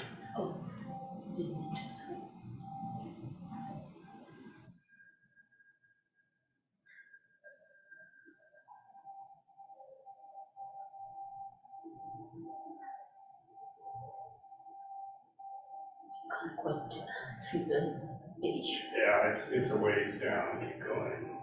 Nope, there it is. Go back. Oh, wait, one more. The plan of the community room is there. Okay. So I think generally speaking, the plan shown in the upper left is good, but the comment about wall area is very important because there's only one wall, and that's the south wall. And so, for example, that location of the connecting door, I would at least push it down to the very west of that space, so you have as much wall space as possible. Or even better would be if you could put a little notch into that lobby and put it into, so that the doors open into the corridor, the little corridor that you have, so that that wall is unencumbered and can be used for a lot of things. I think wall space is going to be important, and as you know, there's only that one wall. Minor comment, but I think it's be very careful about that. And I think it's true that I do dance classes, and you do want a mirrored wall. And you can put the screen over top of the mirrors, so that's all fine. That'll work to be a double wall. But the service area, I'm still very concerned about. I don't see an obvious solution because everything is so tight in that area.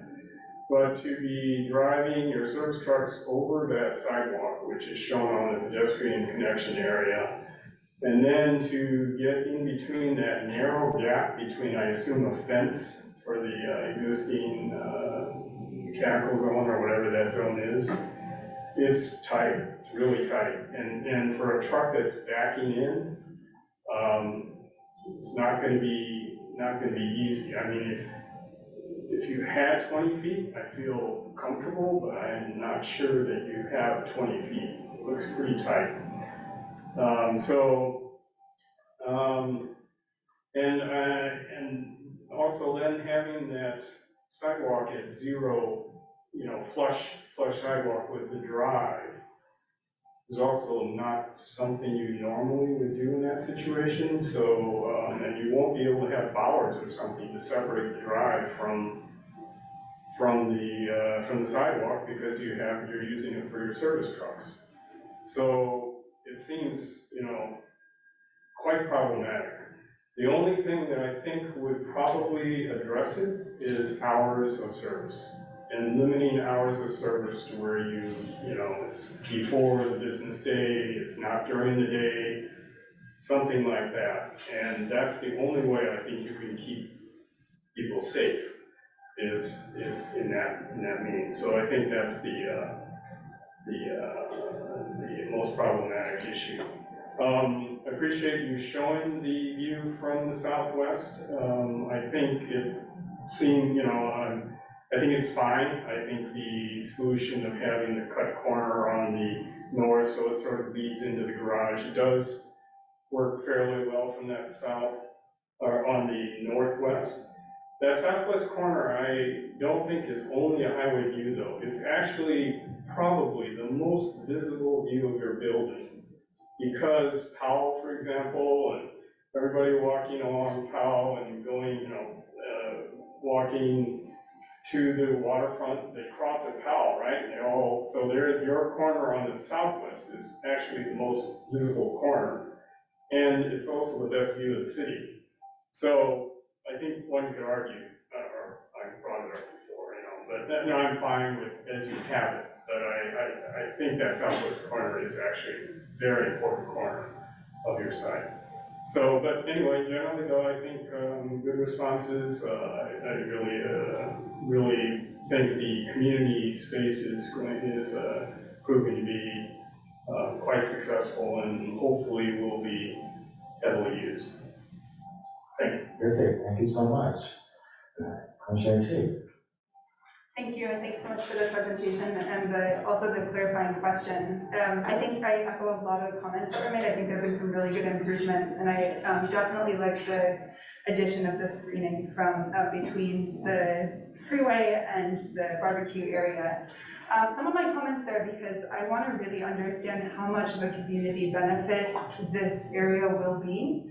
And so it is a little disappointing to hear that there won't be water accessible outside, that the bathrooms are only available to people who are using the indoor space. It changes a little bit of what can be done in that area and what people can do if they're just coming to hang out there and, say it's like a mother with kids who wants to go and have a place to sit for a little bit. at the tables or on the chair seating there, if there's not access to a bathroom or access to water, that's gonna minimize the amount of time that a family can spend there. I think an easier fix right now might be to explore having a source of water outside. Obviously, bathrooms are more difficult. So that is something that potentially I would like to see included as a condition of approval or a modification to the plans. I'm having a lot of trouble with the parking still. I think that I'm really happy that the studies that were submitted did look at local data, because this is something that we have asked for in the past and struggled with, and now we have some real understanding of what's happening in Emeryville, what is possible with TDM plans in place. And what we see is that it shows less parking is needed than what is proposed here. If I'm reading table 4 correctly in the Fair and Fair's non-CEQA analysis, it shows that between 300 and 50 less parking spaces are required than what is proposed in the project right now. At this stage in the project, I'm not really sure where to go with that, because things are so far along, and this is before us for approval tonight, so I'm open to the commission's thoughts on this. One thing that is disturbing to me right now is that we don't have anything required for TDM in the conditions of approval, and that seems like something that we could fix.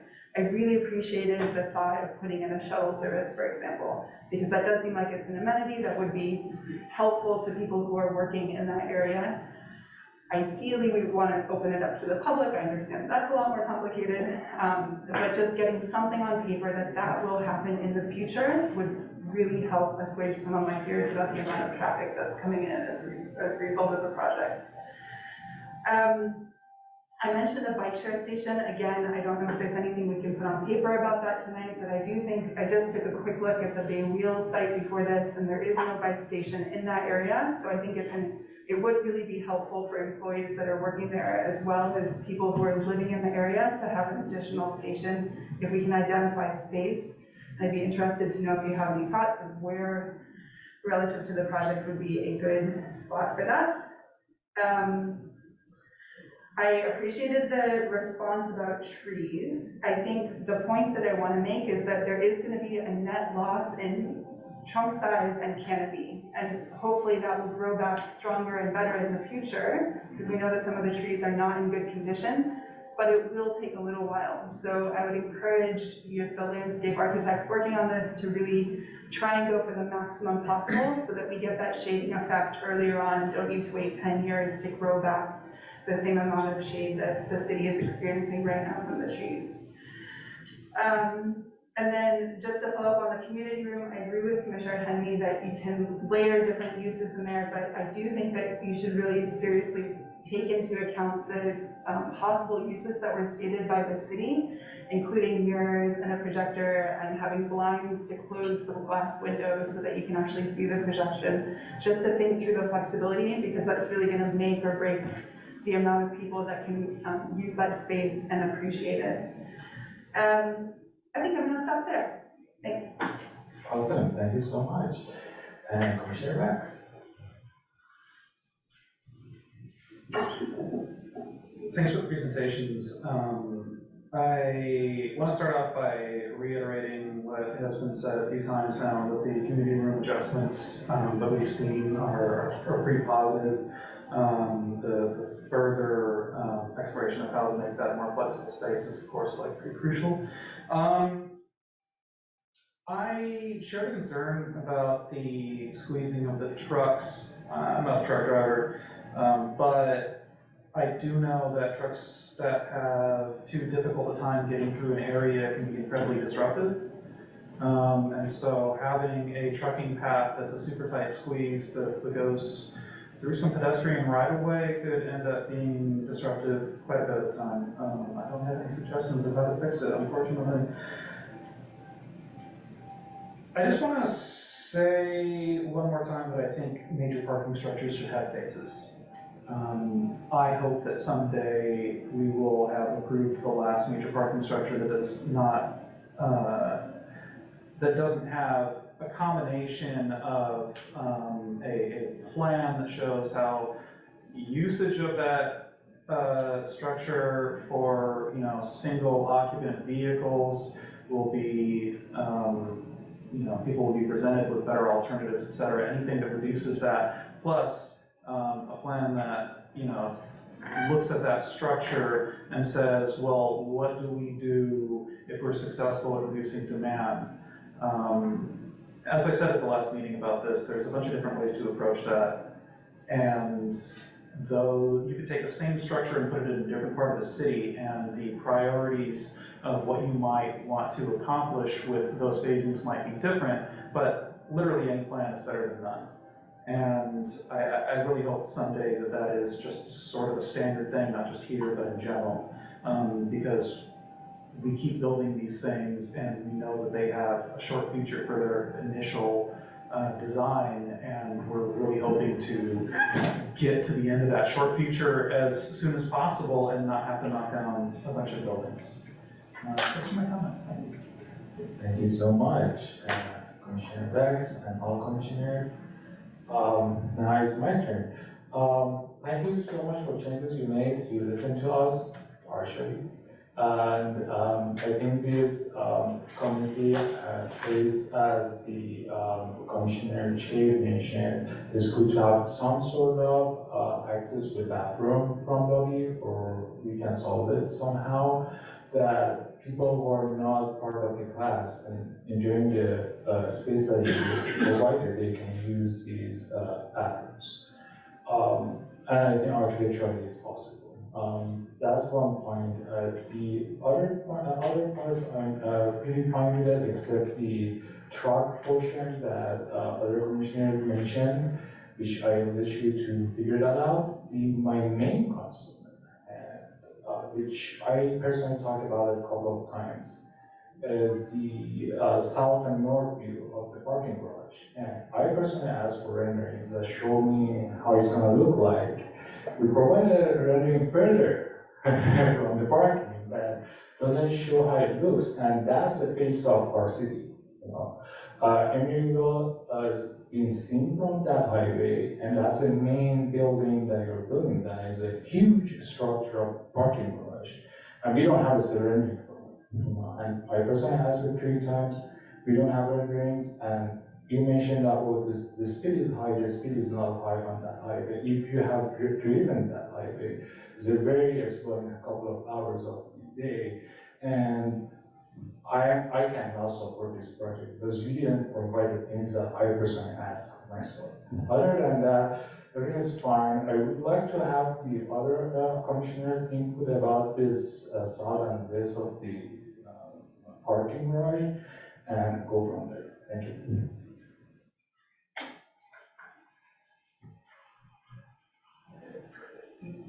Now, view on 5.15 is not in response to your comment of the north side.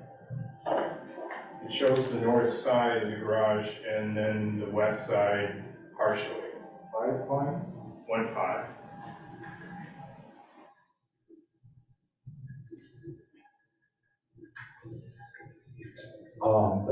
The parking is far way back, I think, on the right side, right?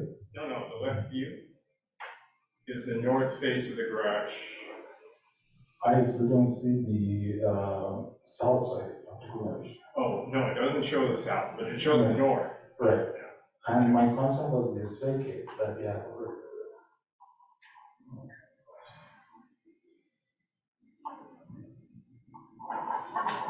I mentioned that, sorry. If I may, Commissioner Graham, the rendering in sheet 5.9 shows the south side of the garage and a little bit of the east side of the garage.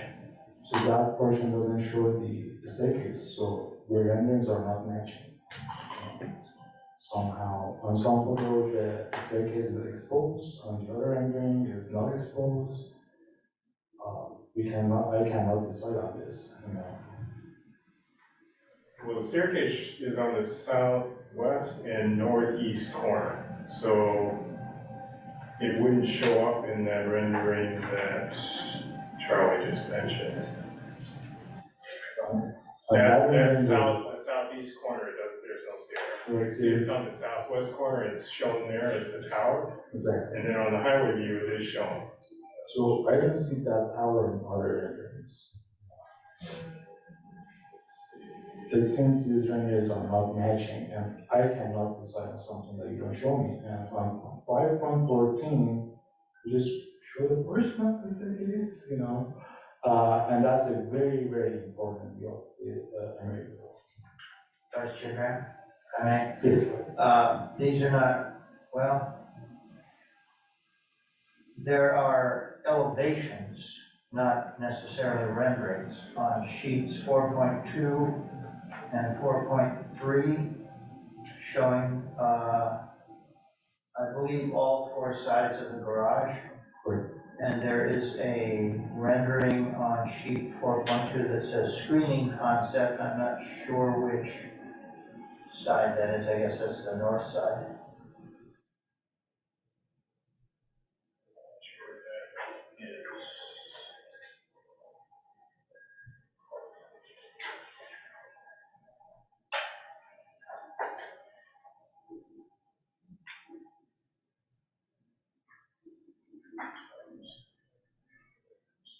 Okay, what happens in this situation?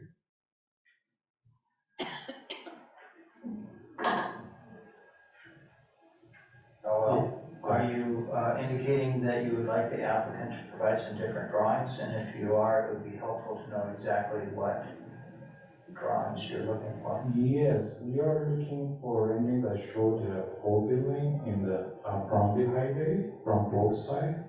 And that's going to be realistic rendering. And it shows the whole building when the car is stopped in the traffic, and you can look at these huge staircase on the right side. And this is a huge building,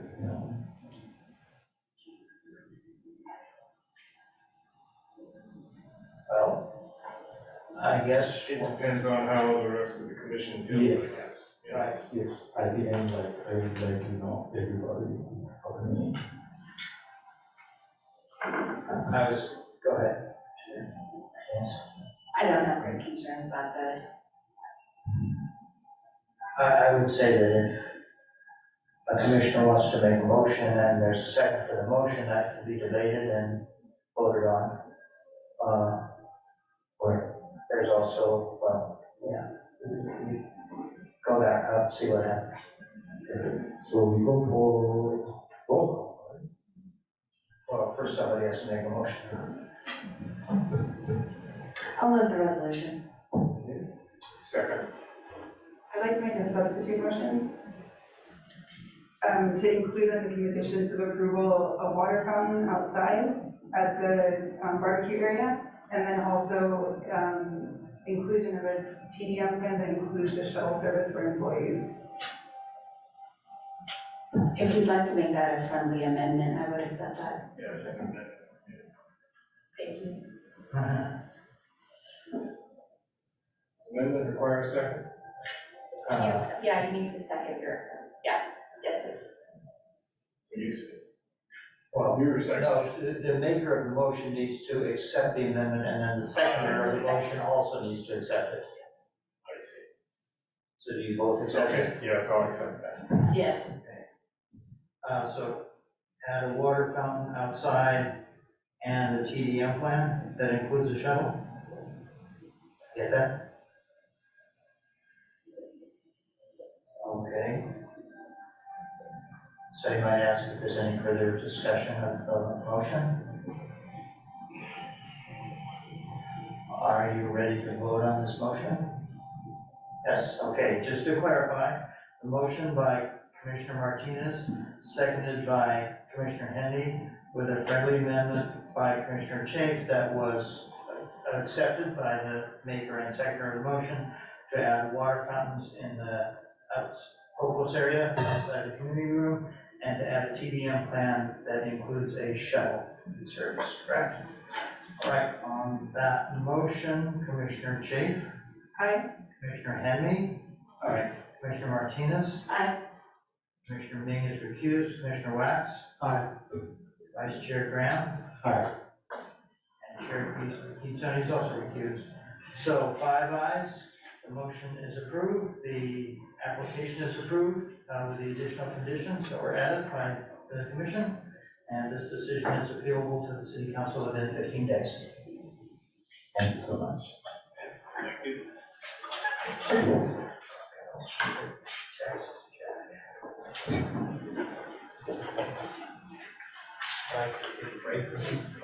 I need to text Commissioner Giselle, tell her to come back.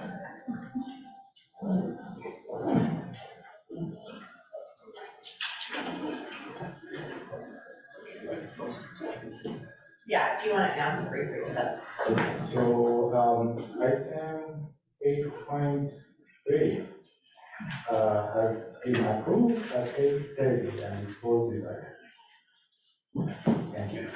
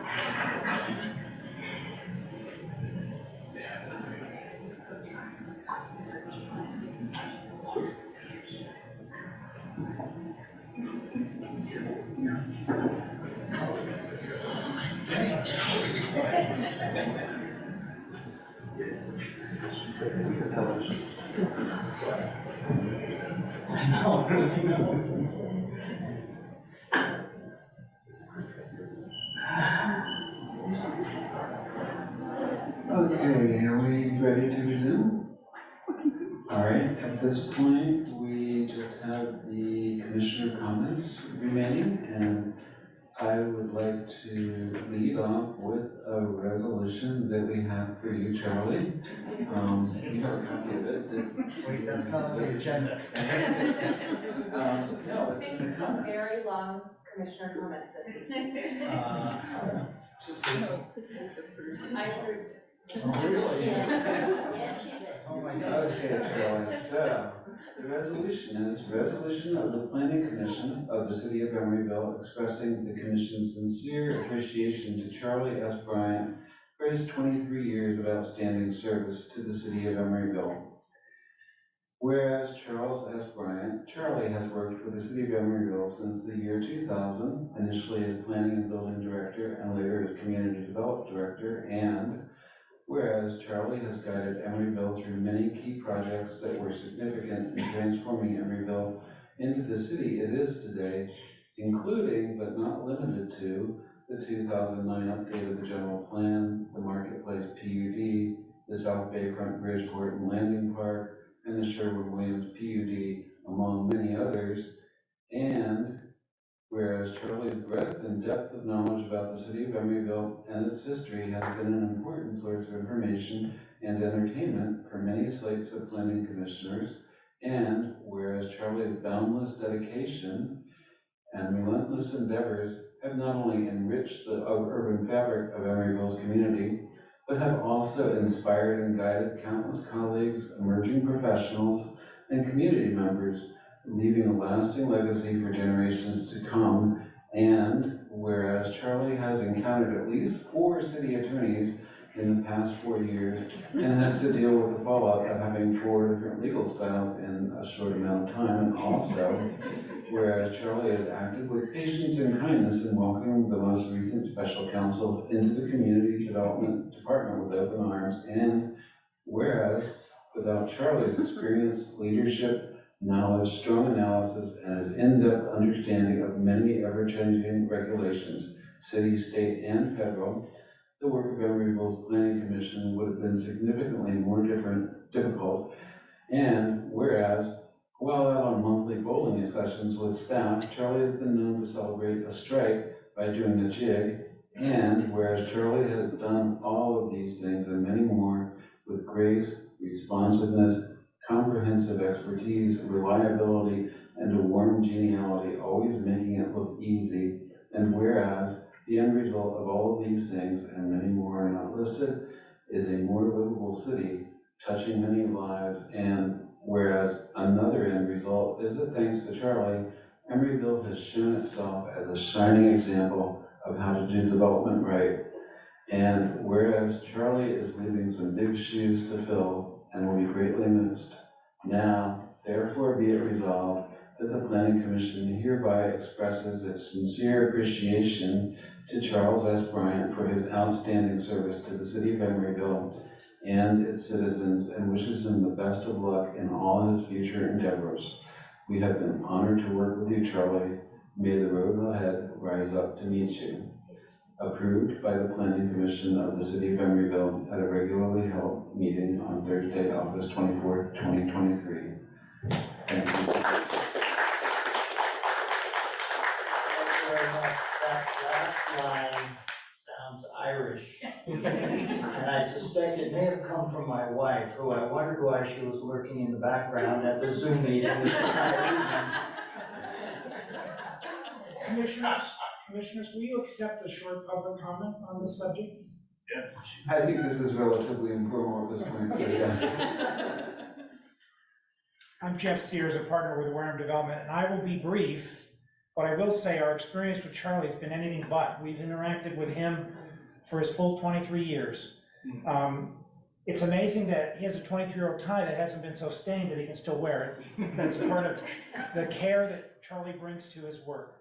But the one thing I will say is I think you all and the city have benefited because Charlie really cares about the issues, planning and so forth. Really personally, he loves them. Sometimes it's shocking, but he loves them, whether it's trees, historic structures, the general plan where I was here until 2 a.m. the night it was adopted after 5 years of work.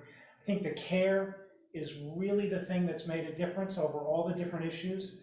And we really appreciate his time here and hope he has a great future, and just wanted to acknowledge him. Thank you. Thank you for your acknowledgement. I would love to open this up to everybody on the commission. If you have any comments, please go ahead.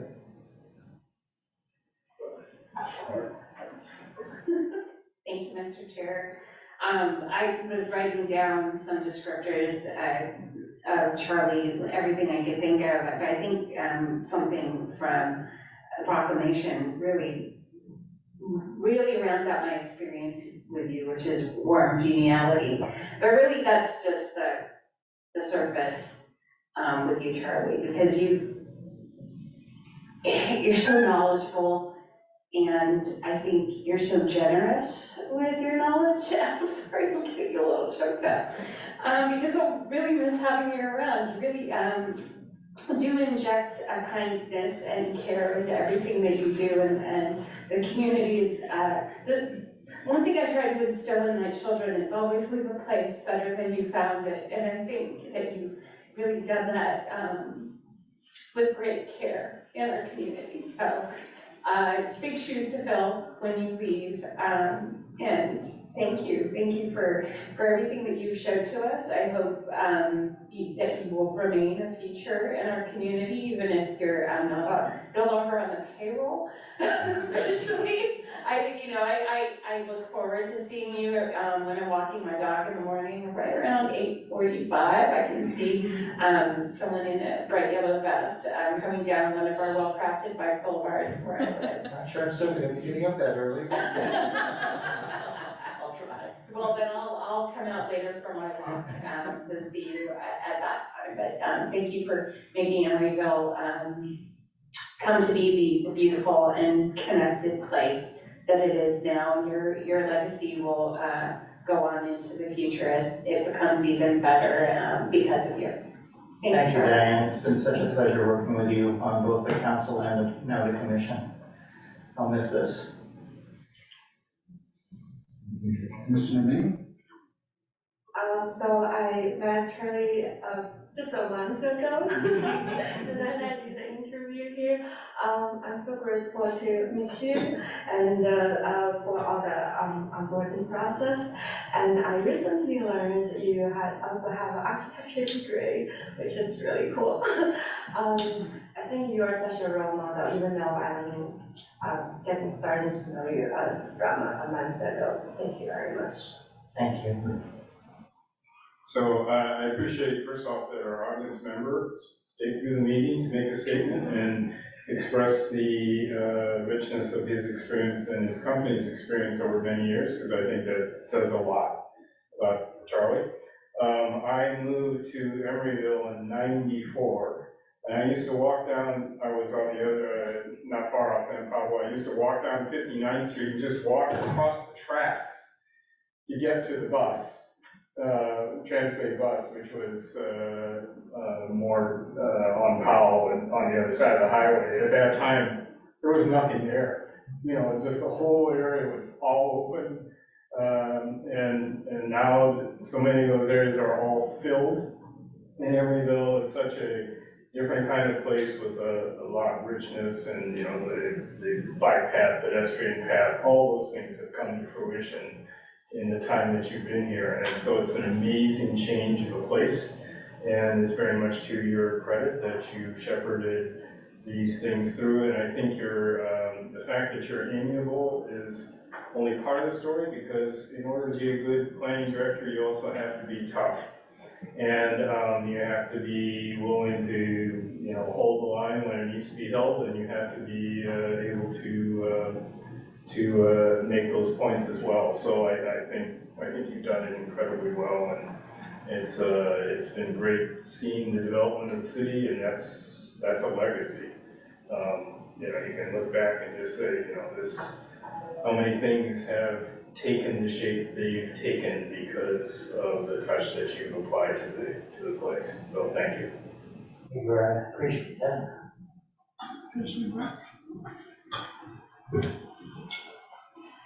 The other night, I went to with friends to go see a movie at Bay Street, and the first time we all headed back towards where I live on 40th and San Pablo, across the new bridge, and explaining to a friend who was coming through there for the first time, the best I could, how much planning and how many years of effort had converged to make everything come together there, which has, you know, has pretty much all come together at the same time, but took so long, and that's like a small fraction of the amount of time that you have spent here.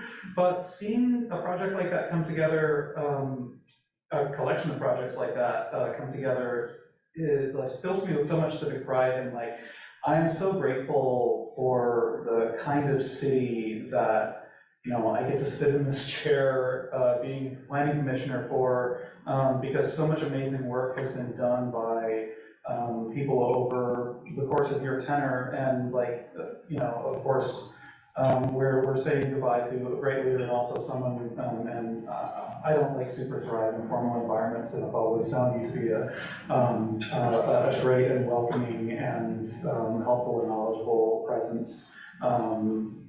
And we're all going to miss you and your work greatly.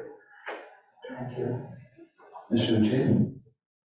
Thank you. Well, I'm going to follow right on that and say that I think for me, the most memorable moment of our interactions was actually meeting you in our commission onboarding meeting, where you laid out sort of what the general plan was about, what Emeryville was about, what I was going to be doing on this commission, and it was just such an incredible waterfall of information. I just remember sitting there like typing as fast as I could. I don't want to miss a single sentence of it. I always feel guilty about this. I feel like you're being overwhelmed. And I've gone back to those notes too. I said, wait, what did you say about this? So I really appreciate that sort of mentoring aspect that you bring to the job, and the amount of information and really the knowledge of the history of the city and how some decisions were made. I think that's the thing that I'm gonna miss the most is, you know, if we have a question about some project or filling in some part of the city in some way or another, what's the history here? And you've always been able to chime in and tell us that. So you'll have to somehow impart that information to us in a different way. But no, I really appreciate all of the expertise that you shared with us. Thank you. My pleasure. Well, you can sit in on the planning commission meetings and just be an observer. Yeah, I could help you with Chad, man, what they should be doing. I'm sure they'd appreciate that. Yes. Charlie, thank you so much for everything. Out of these 23 years, I was lucky to be with you for 3 years. Not only you were taking care of your work, you were making this place like a home for me, you know. And you make it easy. You're a great patient teacher, and I'm very thankful. And I haven't seen anybody cares about their work this much, you know, above and beyond. And you really miss. Thank you so much. Thank you. Chair Pisani, if you wouldn't mind, before you wrap up comments, we have some people on Zoom that would like to speak through the chair on this item to continue our planning commissioner comments item this evening. Sure. Thank you. I see Andrea Vishwara. Shall I allow her to speak? Yes. Okay. Ms. Vishwara, you are unmuted. Thank you very much. Chair, good evening, Chair, members of the Commission. Thank you very much for allowing me this opportunity to congratulate Charlie. Charlie, as you know, I don't like to speak at these public meetings, so I'll keep it short and sweet and just say congratulations. This is well deserved, and I do miss working with you. That's it. Thank you, Andrea. I actually have a text I'd like to read, if you don't mind. Sure. This is from Dr. Sarah Trotta, who is in Portland, Oregon, and happens to be my daughter. Whereas, congrats on an amazing career, Dad. Appreciating listening to everyone's sweet words for you. Okay. So, Yeah. Do we have more? no, that's all. Well, I'm just gonna say, Charlie, that I feel that, you know, real quality comes from within, and you really got that here. You have expertise, you have passion, you have intelligence, and you have a very human way of interacting with people that's respectful and welcoming, and to really bring all those things together and do it all well is just a wonderful thing. And it's really been a privilege for the city to have your services, and I cannot thank you enough. Thank you, I wish you well for the rest of whatever you plan to do next. Don't know. I'll find out next week. Okay. Thank you, everybody. I really appreciate all the kind and thoughtful words. I don't have a speech prepared. I gave you, well, first of all, I didn't know this was happening, so I gave my speech at the city council And as you may know, they gave me a resolution back in July, so I said a few words there, and I did say a few words under my comments earlier in the meeting, so. And Maru has the, Thank you, yes, I see. Thank you very much. Actually, if you don't mind, I'd like to just come around and thank you personally. Thank you.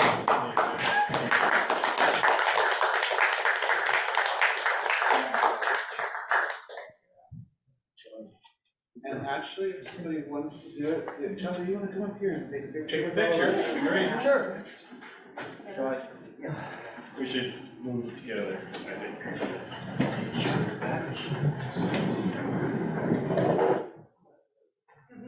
It is the right way up. Oh, no, it's not.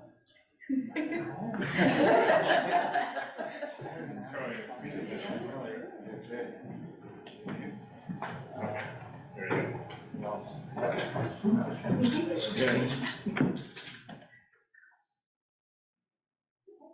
Yeah. Okay. Thank you.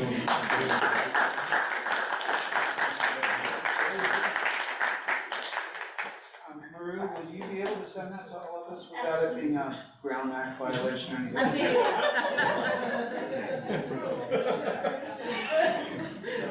Okay, are there any other commissioner comments? If not, then this meeting is adjourned at 8:51.